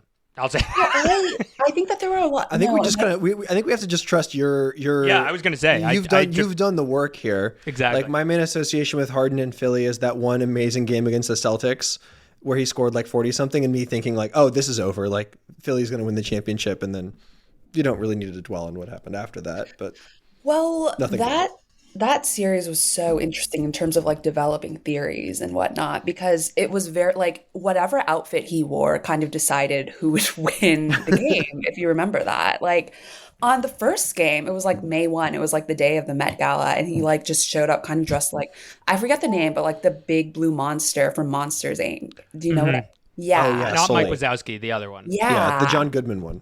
Yeah. And then he just shows up in that and everyone's really confused. And then like randomly he just drops 45 and they like win without Embiid. And then the next couple games are pretty bad. Then randomly in game 4, I forget exactly what it was, but it was a really bizarre outfit. And then he also had it was a 42-point game. Yeah, he was incredible. This is kind of like when you are in middle school and you like have a substitute teacher named like Mr. Stevenson or whatever, and then you find and he's extremely buttoned up and like, a jovial guy, and then you find his Instagram and he's like does like screamo metal, and it's like because Harden's demeanor is so subdued, but then he will just bust out the craziest fits, or like you will hear an anecdote about him just being so reckless, but then when you any words you hear come out of his mouth are just like, I love basketball, I love playing, I love throwing like 4-foot alley-oops to the tallest guy on the other team. Like yeah. Can I ask, what does the Uno hashtag mean? Great question. It's like an acronym. I do think he enjoys acronyms, so that is something we know about him. Respect. It's like under no one or something. Okay. People are really hyping up the Clippers. They've looked really good lately. What do you think a best and worst case scenario for them is this playoffs? I mean, like, I think they have a lot of momentum right now, obviously. But, like, I also just think there's something really, like, part of why I love James, I think, is that he's such a strange player to watch. And, like, he can have, like, a monster game. And then he can just show up, like, and, like, especially in his 30s, like, he can just show up and, like, be super, like, just behave in a way where he's, like, super hungover.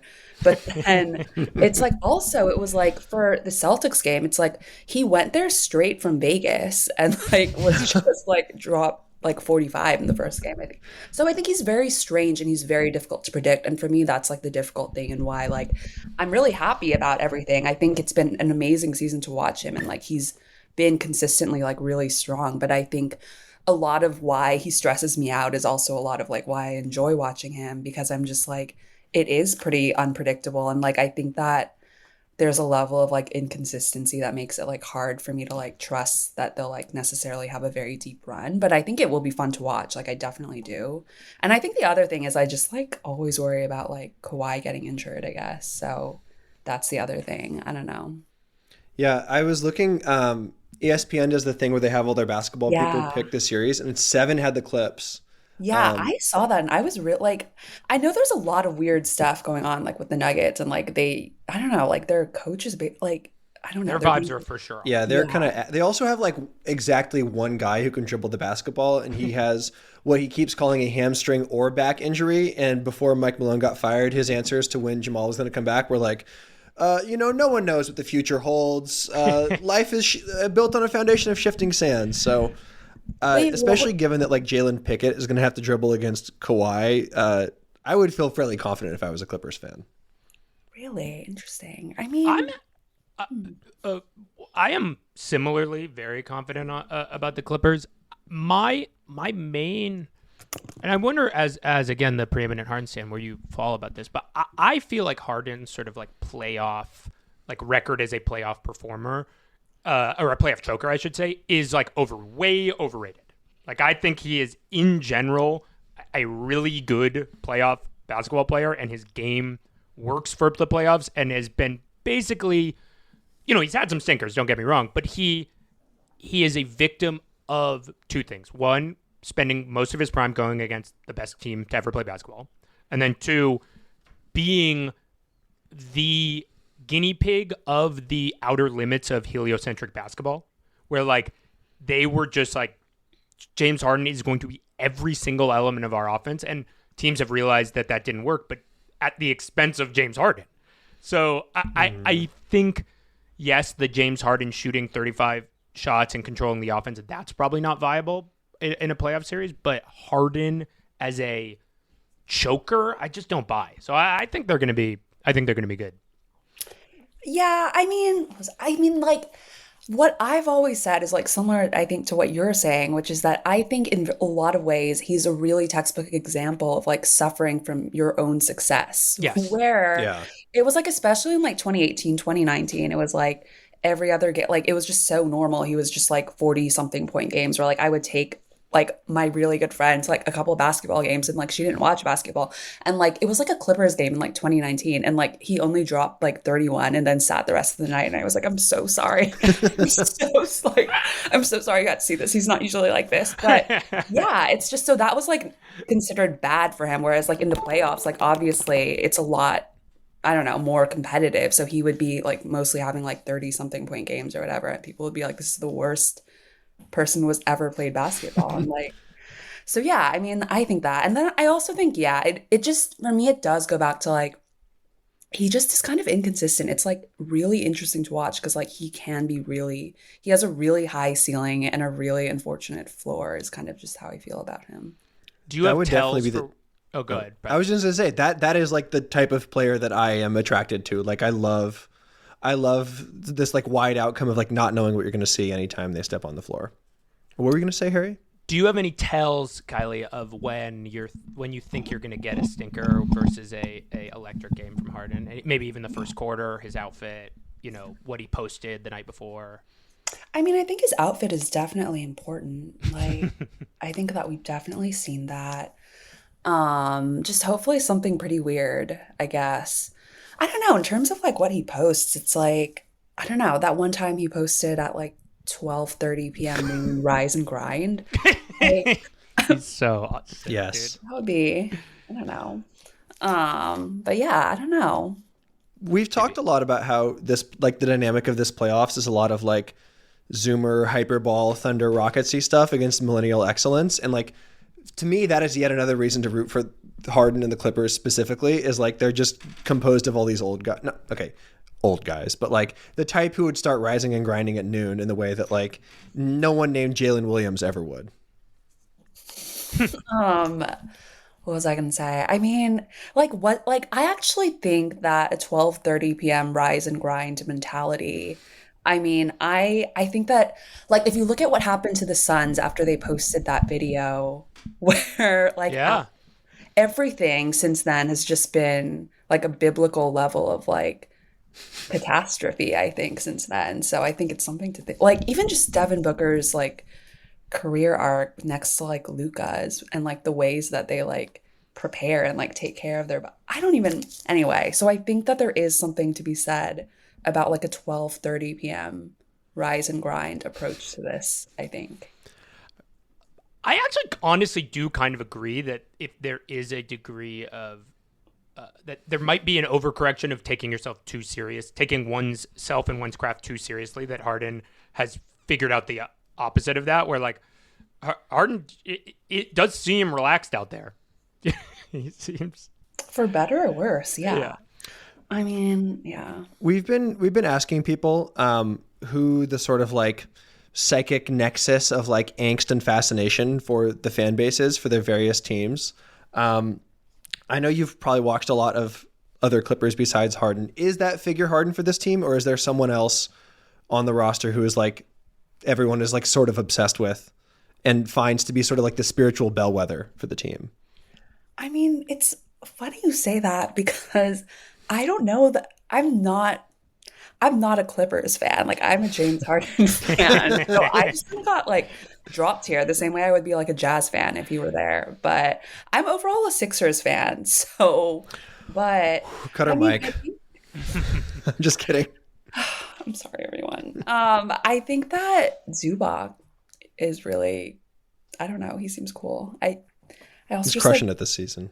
yeah, I think that I just think that James Harden, the interesting thing is people would always just kind of talk about him as like a ball hog, even though no, it was heliocentric offense, as we would say now. But anyway, like people like portrayed him as like being like really selfish and terrible or whatever. But I think every single teammate he's ever had is like, he was an amazing teammate who helped me grow like a lot, especially like younger players. And I think that he, like Tyrese Maxey, I don't think would be at this, he would have been able to take the leap that he did without James Harden. I wish that James had been like able to better help him like draw fouls and whatnot. But like, I don't know. Like, I think I don't know well, to answer your question, I can't really necessarily answer your question because I can really only talk about James Harden that much, but I do think the answer is James Harden for the record. I think you're right here. he also like he got Kawhi to the club. There's a he's a good teammate. He got Kawhi to the club. he's very likable, as I've been saying for the last decade, or no, longer than that, I think, since like 2012. I did want to ask two other questions about your relationship with Harden. One, actually, I guess one with your relationship. How did this start? And then two, what is your Freudian or psychological read on the beard? Okay. I mean, no, it's interesting. Like, I appreciated, I guess, that that you guys didn't ask like why I'm a James Harden fan, because I feel like it's so like I get that a lot, and it always feels so passive aggressive, because I'm like, if I were like, I'm a huge LeBron fan, no one would be like, oh, why? But it's like, I definitely think that he is like someone who's up there in terms of how he's transformed like the way that basketball is played. People just like, he just is very much a victim of like, I don't even know, like not having a championship. And Steph Curry, basically. Yeah. Okay. Well, yeah. But anyway, I mean, how it started, like, it's really interesting because like I'm from the Bay Area. So like my family did like the Warriors or whatever. But like my mom was like always a huge Tim Duncan fan, like for no real reason. Oh, She thought hell he was yeah. really handsome. We and gotta she, get her like, on the wanted- pod. Yeah.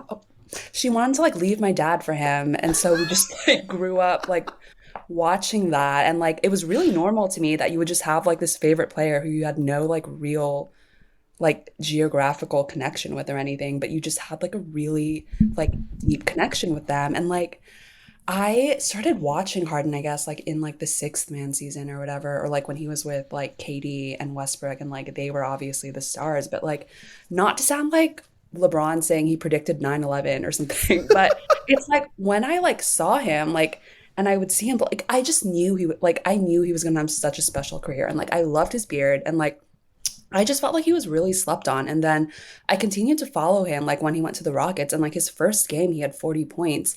And then like I think he also did like this interview where he like talked about how like he cried when he got traded, and it made me like I was just so emotional from that. And then like I just like I think to like watch how that became his team, and like watch how he like transformed, I think, how offense is played, and just like I think that really like I really became a fan. But I think like in his really dominant era when everyone hated him so much, it's crazy because like you see now there's so much historical revisionism where everyone's like you have to appreciate like I don't know whatever, but it's like he was so hated like in 2018 2019, and he made men so angry, and like I loved him even more when like I saw that. And then the other thing is like sometimes people don't ask because it's like he's really big in China. So it's like there's definitely some like racial and genetic disposition maybe to like why I love him so much. But anyway, as for the beard, I think that that was another thing I really loved about him, was just that like he really didn't care about like,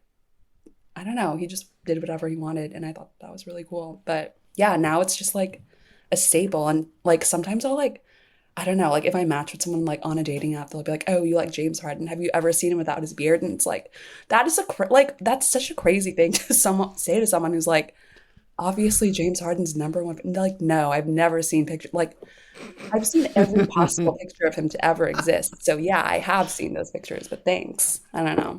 Anyway. They're like They're yeah, I would cool, not. do you like Doris? Quizzing you on esoteric Harden JPEGs. Yeah. I mean, I was just remembering when you were talking about how he changed the game. Like, there was a series where the Jazz guarded him by having a guy stand behind him. Like, that's fucking like that's never gonna happen again. That's so crazy. Okay, thank you so much for joining us. I appreciate these Harden insights. Where can people find you if they want to check out more of your work? I mean, I don't like write about basketball. I like write about But abortion. you know. So I would be more of an like Anthony Edwards fans would probably enjoy my work more. But yeah, I report on reproductive rights and politics at Jezebel, and I am on social media. My username is just Kylie T. Chung on all platforms. But yeah. Great. Beautiful. Thank you so much for joining us. Alley-oop, Martin. Oh, what a play. And a foul. Raise the banner, not because the Pistons have finally won 44 games this year, but because we got Kofi to join us. Kofi, how you doing? I'm doing all right. I'll make that banner after the episode. That sounds like a deal. That's perfect. No, we had to have you on to talk Pistons because I think your work during their horrible season in 23-24 was some of the most exemplary posting through it I've ever seen from a basketball fan. It was something that kind of just snowballed, really, in terms of going into the season with higher expectations and then just having it absolutely fall flat in November. as actively wild. You know, it's like we have actually 4 months of more basketball to go through, and there looks like to be no end in sight. Yeah, so I'm just glad we're in a better place now. It does also further perpetuate the idea that the best thing that can happen to your team's, Twitter ecosystem is a absolutely dog shit season. Yeah, there's nothing. Yeah, nothing beats absolutely bottoming out for the fourth year in a row. Yeah, this was, even though we had bad records for the past couple of seasons before, this one just felt absolutely no direction, no hope, no light at the end of the tunnel. It felt like bleaker than the other ones, which is really saying something.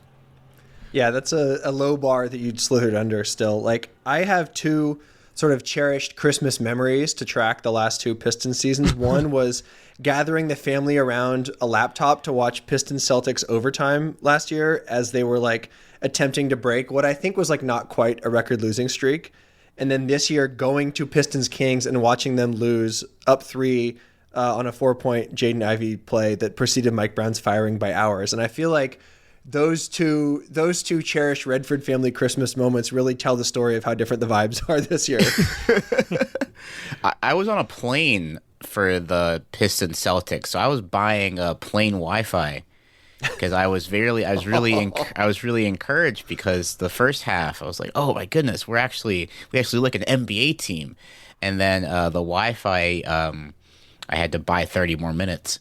And then by the time I fixed the Wi-Fi up, the lead was gone. Oh man, that's so sending Delta $9.99 to watch Simone Fontecchio miss 5 threes. That's, you really have been through it all. This is why we play, exactly. I'm gonna send him the invoice soon. It's coming up.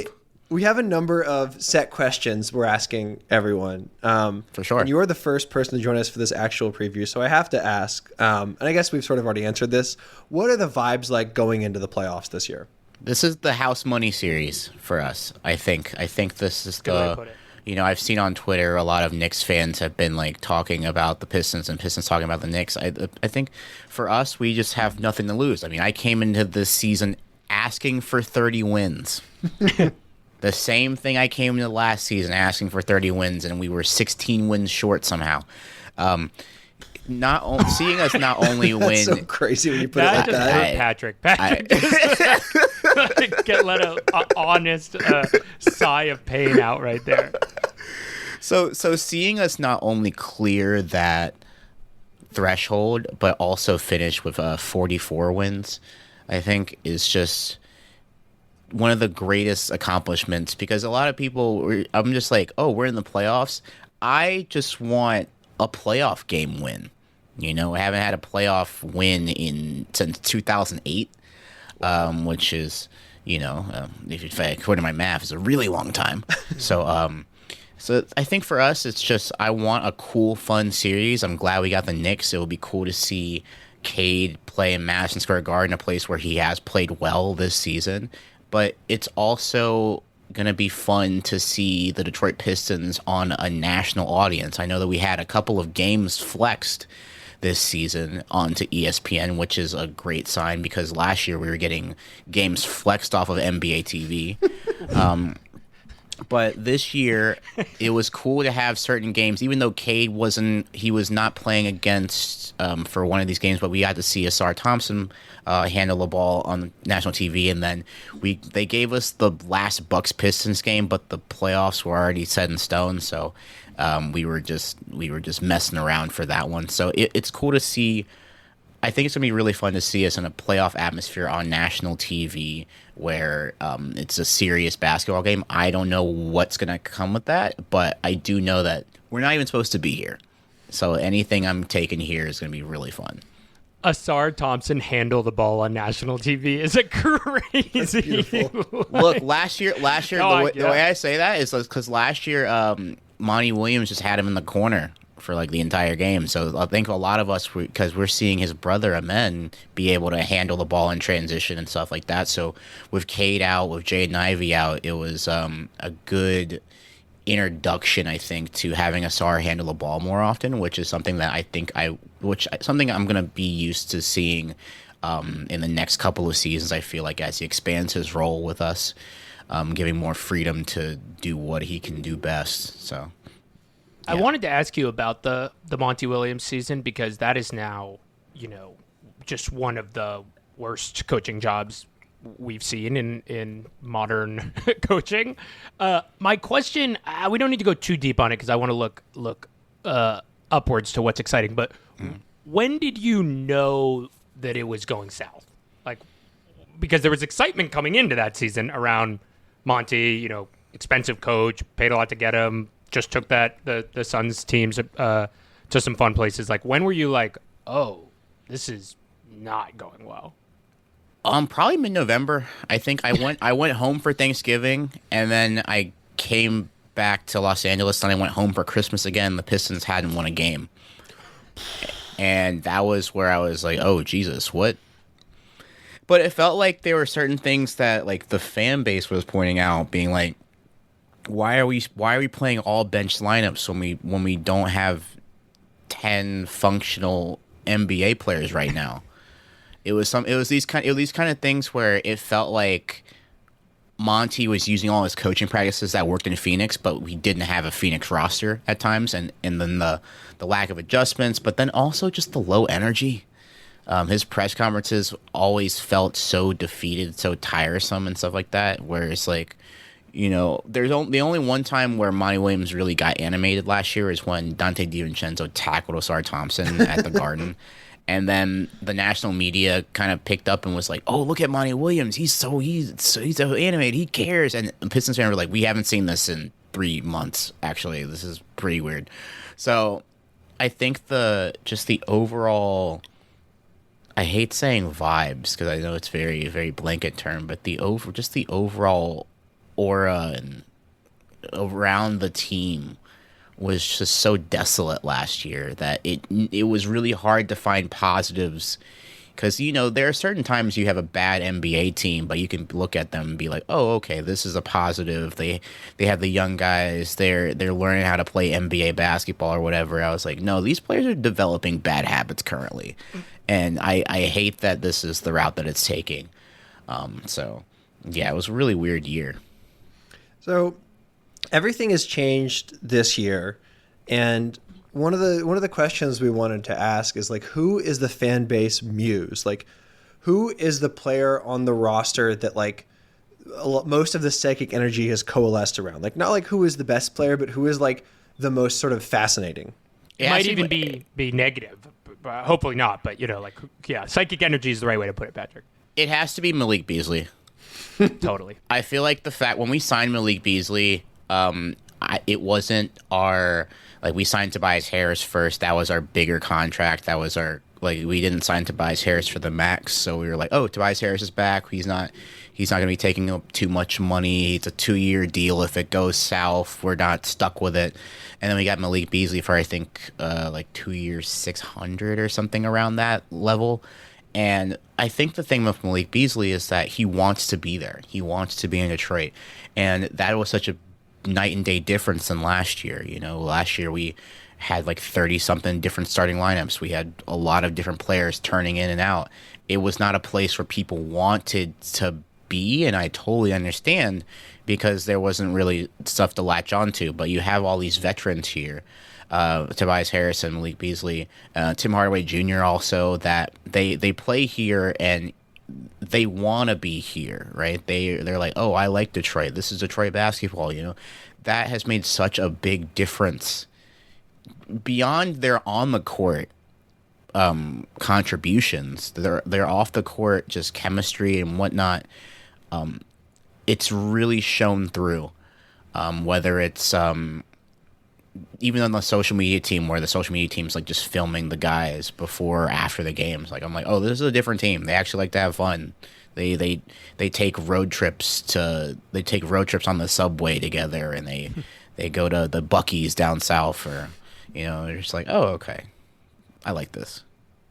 Malik Beasley has always been. I've loved watching Malik Beasley play. I think he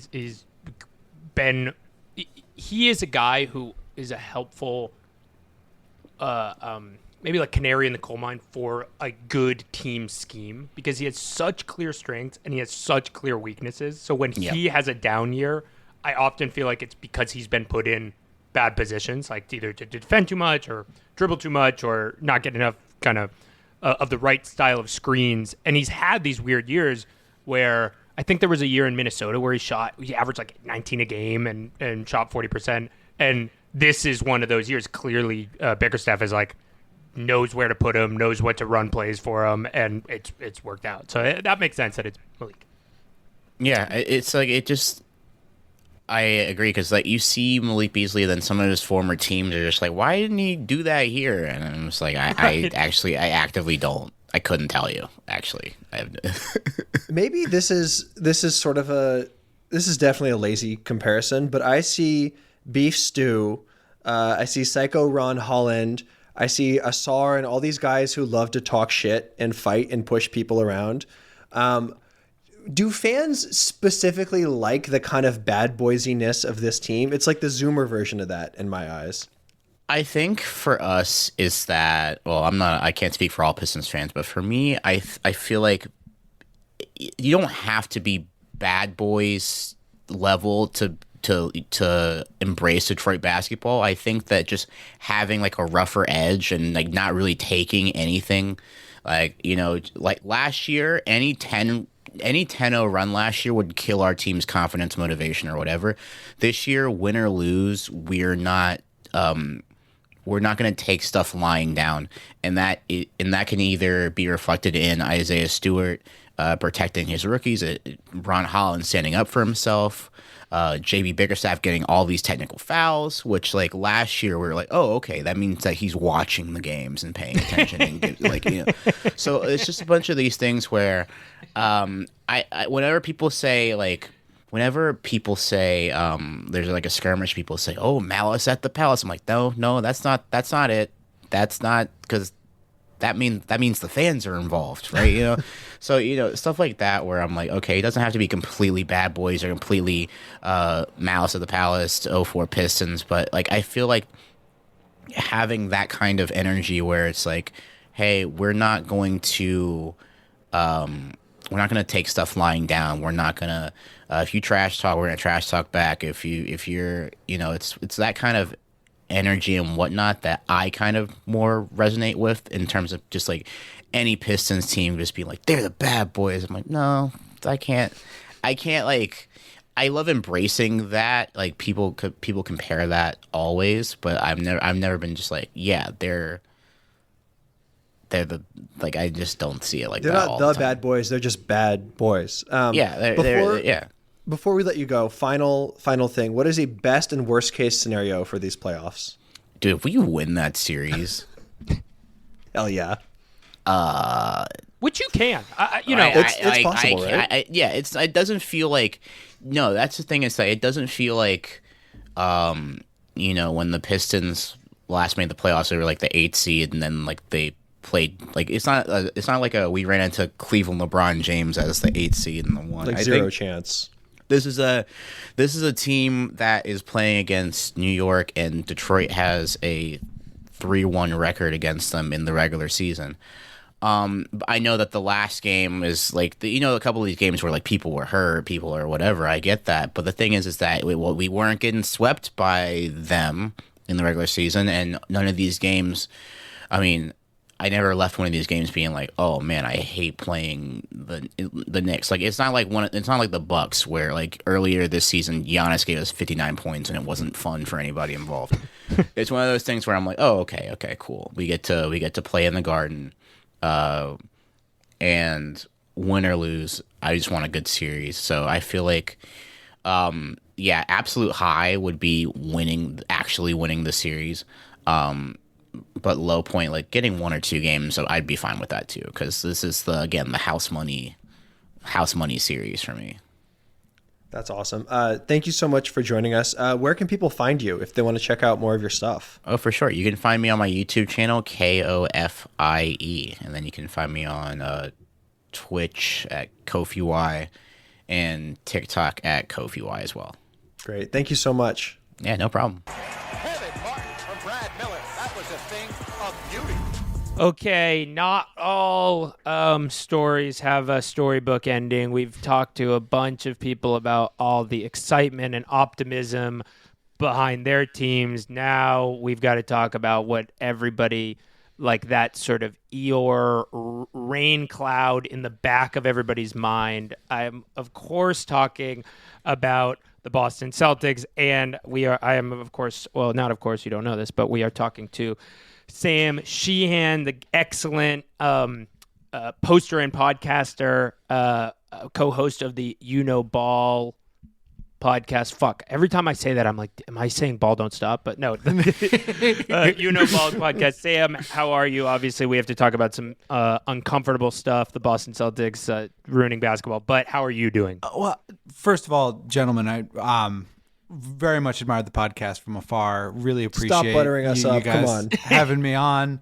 I really appreciate you guys taking the time to let me move this timer. A little bit of inside baseball here. The guys let me move my time slot around because I had a puppy stomping appointment that I absolutely could not miss. All of us Celtics fans, we just get together, we do that. Child pinata, all of our usual things. So we were just having a big, channeling all of the satanic powers, sacrifices to Moloch, we were hitting all the ones and twos. So I appreciate you guys letting me bump that before I got here on the podcast. So there is Pizzagate. I'm coming up with Tate Gate.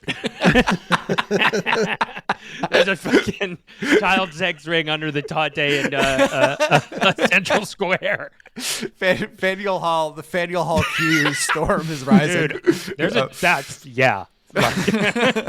unironically, look into it. Yeah. Mayor Wu, there is a cabal under your feet. Look out.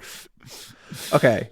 I need you to make the case to me because I have a lot of family from Boston. They're always texting me about the Celtics, and none of it is ever as much as I want to have something to, pretend to be sympathetic with them towards. Nothing about the Celtics is cool to me. So what, basketball wise, what is something cool that they have going for them? Drew Holiday, if you've ever been to Drew Holiday's Instagram, he's a pretty he doesn't really hide it. He's a gooner, so we have gooner representation in the NBA. And seemingly a loving family man, which that is a very rare type of gooner. So I think that's really cool. That's probably my favorite personality trait of anyone on the Celtics. Yeah, there's not a lot. I mean, I think the Celtics, a lot of the goodwill was kind of burned. I think, Boston sports in general are, we have a lot of sympathetic fans. We have Bill Simmons, Dave Portnoy, Ben Shapiro, people everyone just loves to root for. So getting a chance, them winning last year, I do feel kind of, opened the floodgates because they did at least they were a young team that kind of smashed their head against the wall, and then they finally got over the hump. So I think there were some people who were oh, that's kind of nice that they finally got over the hump, even though it was totally Mickey Mouse and they had the easiest pathway ever. And all of these, the Pacers took out the Knicks and all this other stuff happened. Now it is very much real villainy hours. So I do think that is an interesting change of pace. It's funny that because I think Celtics fans don't want to let go of that. It's some of you were raised on the Patriot. How do you not remember how this goes? Right. Yeah, it's very that they can't let go of being the good guys. And again, this is Mammon's team. This is dark satanic energy. So we just have to embrace it. I've long felt that the Jason Tatum becoming a father at 19 and Deuce coming into this world, supercharged his development as a player, but completely destroyed his possible future swag. Yeah. What do you? How's that resonating with you? That makes a lot of sense. I do think that he does. I was gonna say he does have dad. You know what I'm saying? He has had dad energy since 19. And that is, the thing is he's an objectively pretty handsome guy. I think the thing that really kills Tatum And I say that this is like one of my like pet peeves with Tatum, and I think it kind of hampers his enjoyment like to mainstream fans. Is he has what I call the Dwayne Wade corollary, where he's just always complaining to referees, like no matter what, even if he gets the calls. Now, I will. I'm pushing the agenda button where I'm actually going to start. I do think Jason Tatum does get like kind of a bad whistle, but I also am willing to recognize that like I think that there's a little bit of a chicken and egg thing there, where it's like if you're always like showing up the refs and like bitching about like the calls, you're not going to get the calls. So that's one of my like canaries in the coal mine with Jason Tatum is how much is he complaining about the referees in a game, because that usually indicates that like a real stinker is coming from him. If there's a lot of like ref complaining. Trae Young is another guy like this, which we kind of saw last night. So very similar in terms of their ref complaining. What did the referee say that like the thing like Young throwing the ball was like a travesty to the game? It was some crazy quote like that. That was great. That's awesome. They're right now. Sport cops and sports cops are feeling empowered in the world today. Wait, speaking of Boston cops, did you see the Derek White slide thing from yesterday? Amazing. What's going on with that? What's Derek White has like a sly sort of like postmodern winking toward the existence of the internet, but it might also be like I'm just. Like schizophrenically seeing signs. Like, what do you think is going on there? Yeah, I was gonna say it does sort of feel like Lynchian a little bit, right? Yeah. Like sometimes, like some of that, like with like what he's doing. I think so. Boring answer. I think he's just got like a good PR person, like somebody. It's. I think some of this stuff. I think it was Sam Adams and something like that, and that is like very much like a. He's got like an NIL deal with the city of Boston. Right, exactly. Because like we have such like dog shit like celebrity, like nobody like comes to the games. That like our best, like despite there being like a pretty decent amount of celebrities who are like from Boston or Massachusetts, like not a lot of them are like represented. It's not like Knicks games where you just have like stars up and down the thing. Obviously, people live in LA and New York, which is like the difference. But like we have fucking Donnie Wahlberg down there, and it's like and that's huge for people who like love Blue Bloods and everything like that. But I don't know. I think we just don't have like a celebrity. So like Derek White has kind of backed in it. We have the sports stars kind of backfill that, like with all the celebrity things. Like Ortiz essentially became like a movie star. That's like, actually smart, yeah. So I think that's part of it. I do think that like there's a 23-year-old like Sam Adams like intern who's like knows about this stuff and is like just keeps putting Derek White in all of these situations. But I do like the idea that he's like reading my posts, calling his teammate a gooner. So I need that psychically. Does it concern you that Jaylen Brown has spent 2 months tweeting like an NFL wide receiver? Unironically, I was going to bring that up like when we got to like what are my concerns.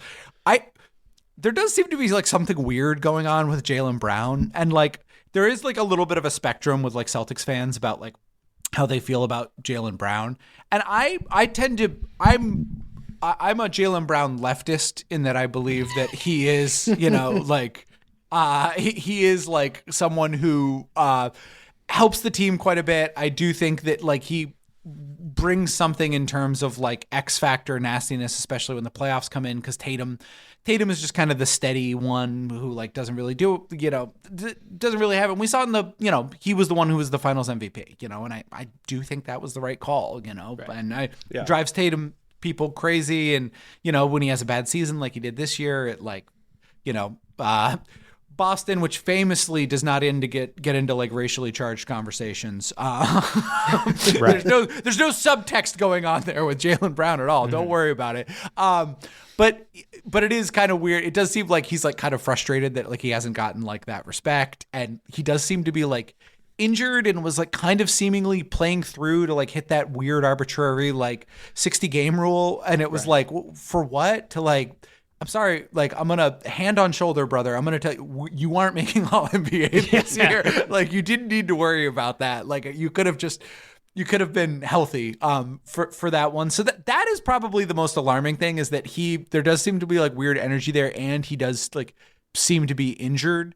The other thing being, of course, that like I think if the Celtics want to win the championship this year, they're almost certainly going to be playing the Thunder in the finals, and like they're a team just like built for ball pressure, which Jaylen Brown has struggled with in that old Miami Heat series and some of these things, like turning over, getting into those guys, having wing defenders with length who can bother them and like press up into them, create turnovers. That's how you beat the Celtics. And unfortunately, the Thunder do have a lot of those guys. Now, are some of them Aaron Wiggins? Yes. But they can still do it, though. So the thing with the Celtics last year that would sort of annoy me is you'd watch team after team play these like great possessions, and it's like, oh man, they're like throwing all these wings at Tatum and Brown, and it's like 21 seconds of good ball pressure, and then their release valve is just like Kristaps Porzingis defended by a 6'1" guy, like basically with his eyes closed, just pops in like an open 15-footer like 9 times in a row. Yeah. He's been a little not good this year. He has he got vaccinated, it says here, and something bad sort of happened to him. Are you excited for 24 minutes of Luke Cornett every night? I'm just gonna tell you right now, as someone who's like in the trenches, like reading the posts, everyone's kind of turning on like Kristaps Porzingis. Everyone was like kind of waiting for like not playing. Like if he does not show up in the playoffs, there is going to be a genuine like reckoning on Kristaps Porzingis, part-time player. Like he turns me into like a boomer. On top of all that, when you have like your 747-year-old Al Horford is like playing like 7 times as many games as you, like that's just like not a good sign. And yeah, I don't know.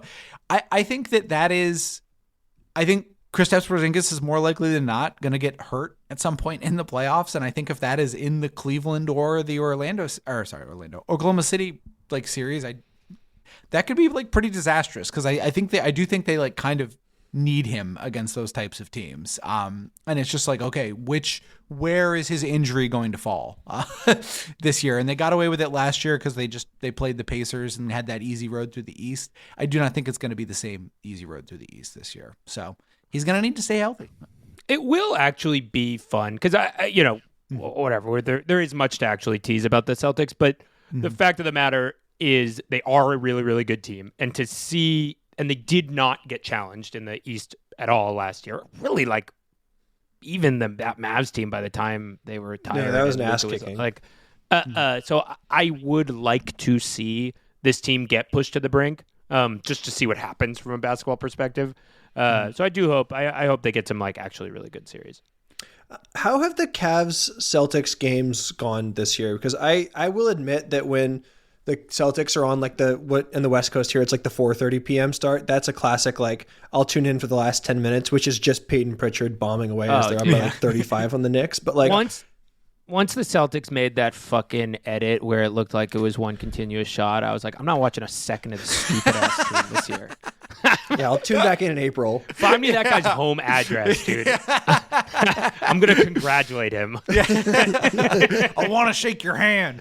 I want to shake your hand. I think so. I mean, here's what I would say about with regards to like how the Cavs series have gone.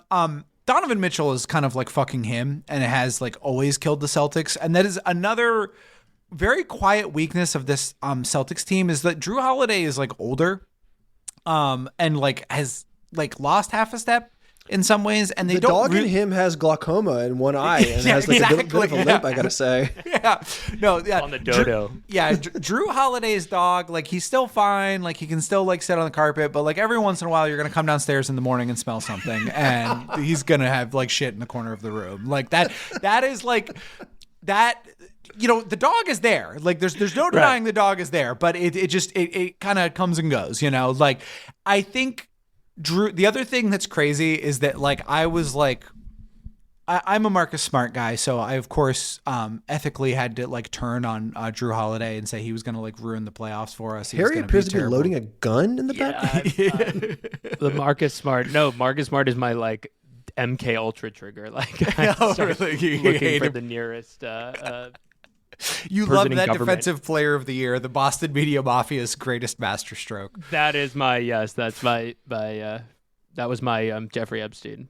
I was gonna say that really was like killing Kennedy or like, yeah, Epstein, like, oh, he committed suicide, like for the Boston media mafia. It's like, they don't even care. They're just dabbing on you at this point. The Boston media mafia is declaring themselves. You're like flipping through the pages. You look, it's like 1975, Bob Ryan and Jackie Mack had dinner together at the building that is now the Tate. And usual suspects coffee cup, but instead of saying Kobayashi, it says Simmons. Like it's tumbling from the hand. Yeah, no, I mean, look, agenda-wise, I will never admit that was a totally fabricated defensive player of the year. Marcus Smart is my guy. I love him to death. He is currently going through like 900 vestiges of hell. Like he is paying a tremendous price for all of that, which I'm sure if you're someone who is annoyed by Marcus Smart, you do get to. This is the consolation prize, is you get to watch him like lead the Wizards.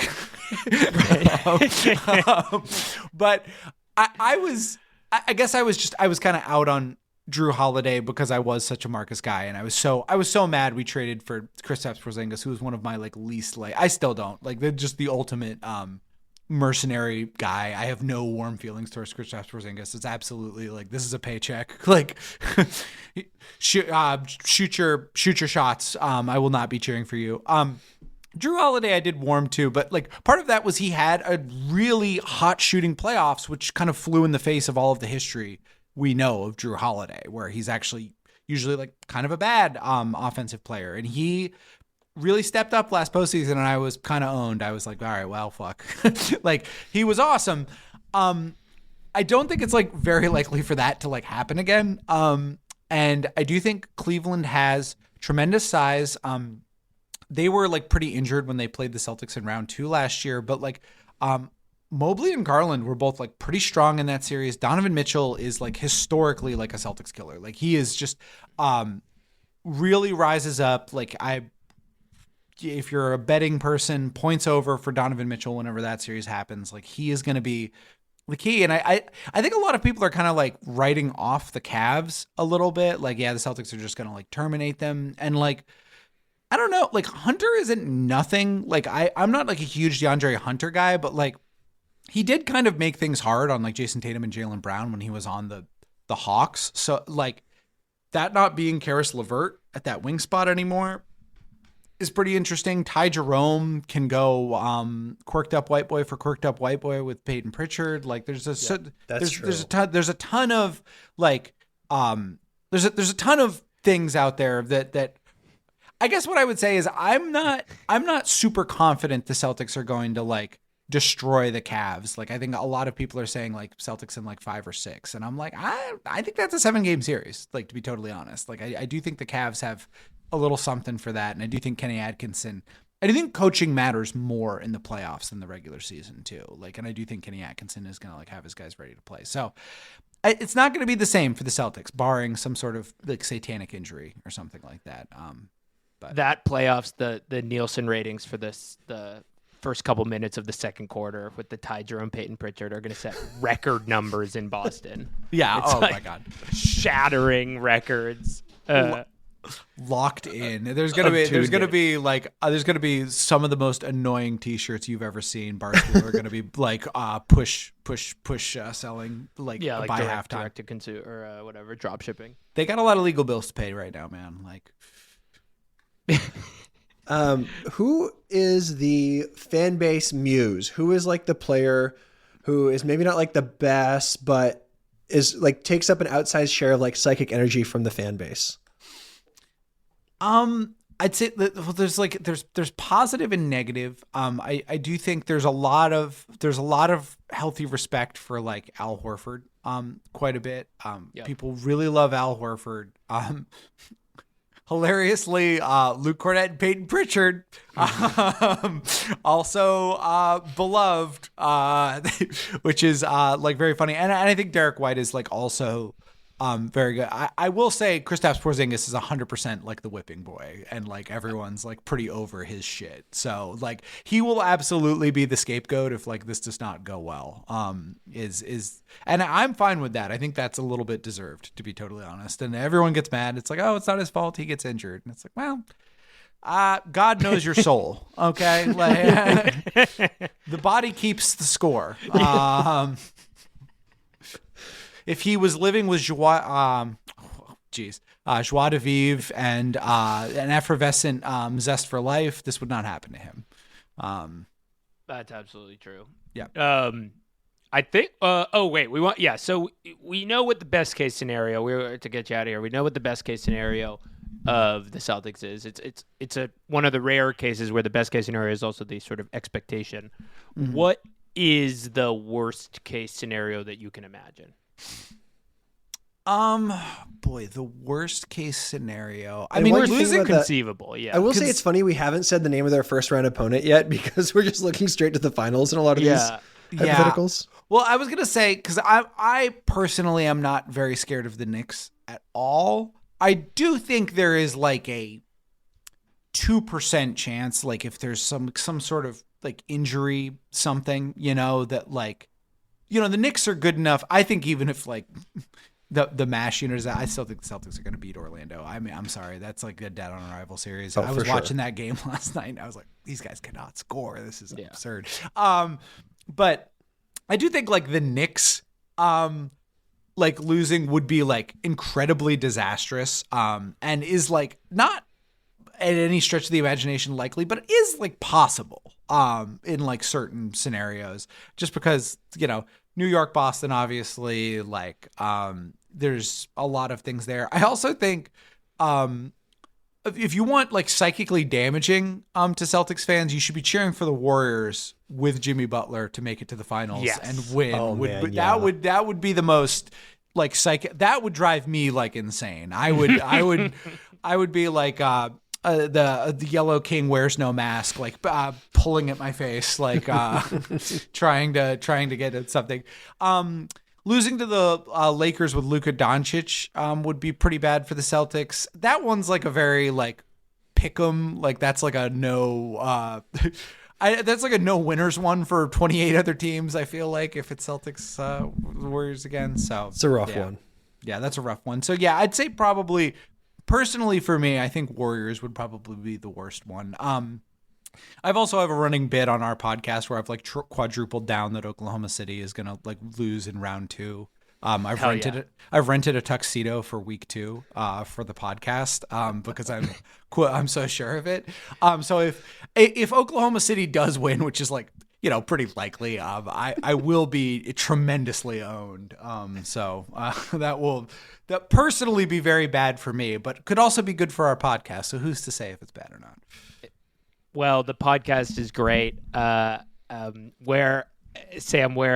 can the people find you other than, of course, the Uniball pod? I have a just between between posters here. Is the Uniball? Can you get in the Uniball Discord without? I'm going to bleep the word Discord. It shouldn't be allowed to be said on the show. But the Uniball D word, is that? Yes. Is that public, or do you have to pay is it only part of the Patreon? It's only a part of the Patreon. I would say it's one of that might make someone a little. I assure you, it's worth it. We have some of the most insane psychopaths. No, I've heard good things about it. It's together. I'm intrigued by it. So it's basically like paying to go and get into a zoo. Is how I would like describe it. Like you get to like look at all of like the animals, and you get to like summon me, like, because I'm a 35-year-old man, so like I don't know how fucking Discord works, but like they know to like tag me and like the notification will pop up, and I'll get pulled in to like get like jumped and gang stalked for like 20 minutes and then I'm out. So that's the price of admission for the Patreon. It's a great time. Feel free to check. We have free episodes. Check those out if you like them. Subscribe to the Patreon. It would be great. Trill and I work on it, and we are big fans of this show as well. We love the Nothing But Respect boys. So well, who knows? This might not be our last our last time working together this playoffs, fellas. I hope so. That would be awesome. But yeah, you can also at NBA Baby Secret on X until they get rid of group DMs. So Hell yeah. I didn't. X was irony. It's Twitter. It's Twitter, folks. Come on. Okay. I'll tell you something offline. Yeah, thank you for joining us. Yeah, thank you for joining us. Gentlemen, it was an honor. Thank you so much. Bigger than that, a real good low post player. Boy, how about Martin again? And it counts. Put it in the book. Send them to the line. Oh, boy. Kevin Martin. All right, that was the Mega Playoff Pod. Thank you, everybody, for listening. Thank you to Kofi, Kylie, Tom Lay, Eamon, Sam, Isaac. Go check all of them out. Listen to all their stuff. Read all their stuff. Everybody was very who came on this podcast is a smart genius, and you should read and support everything they do. I believe that. So, with that being said, we will see you soon. Goodbye.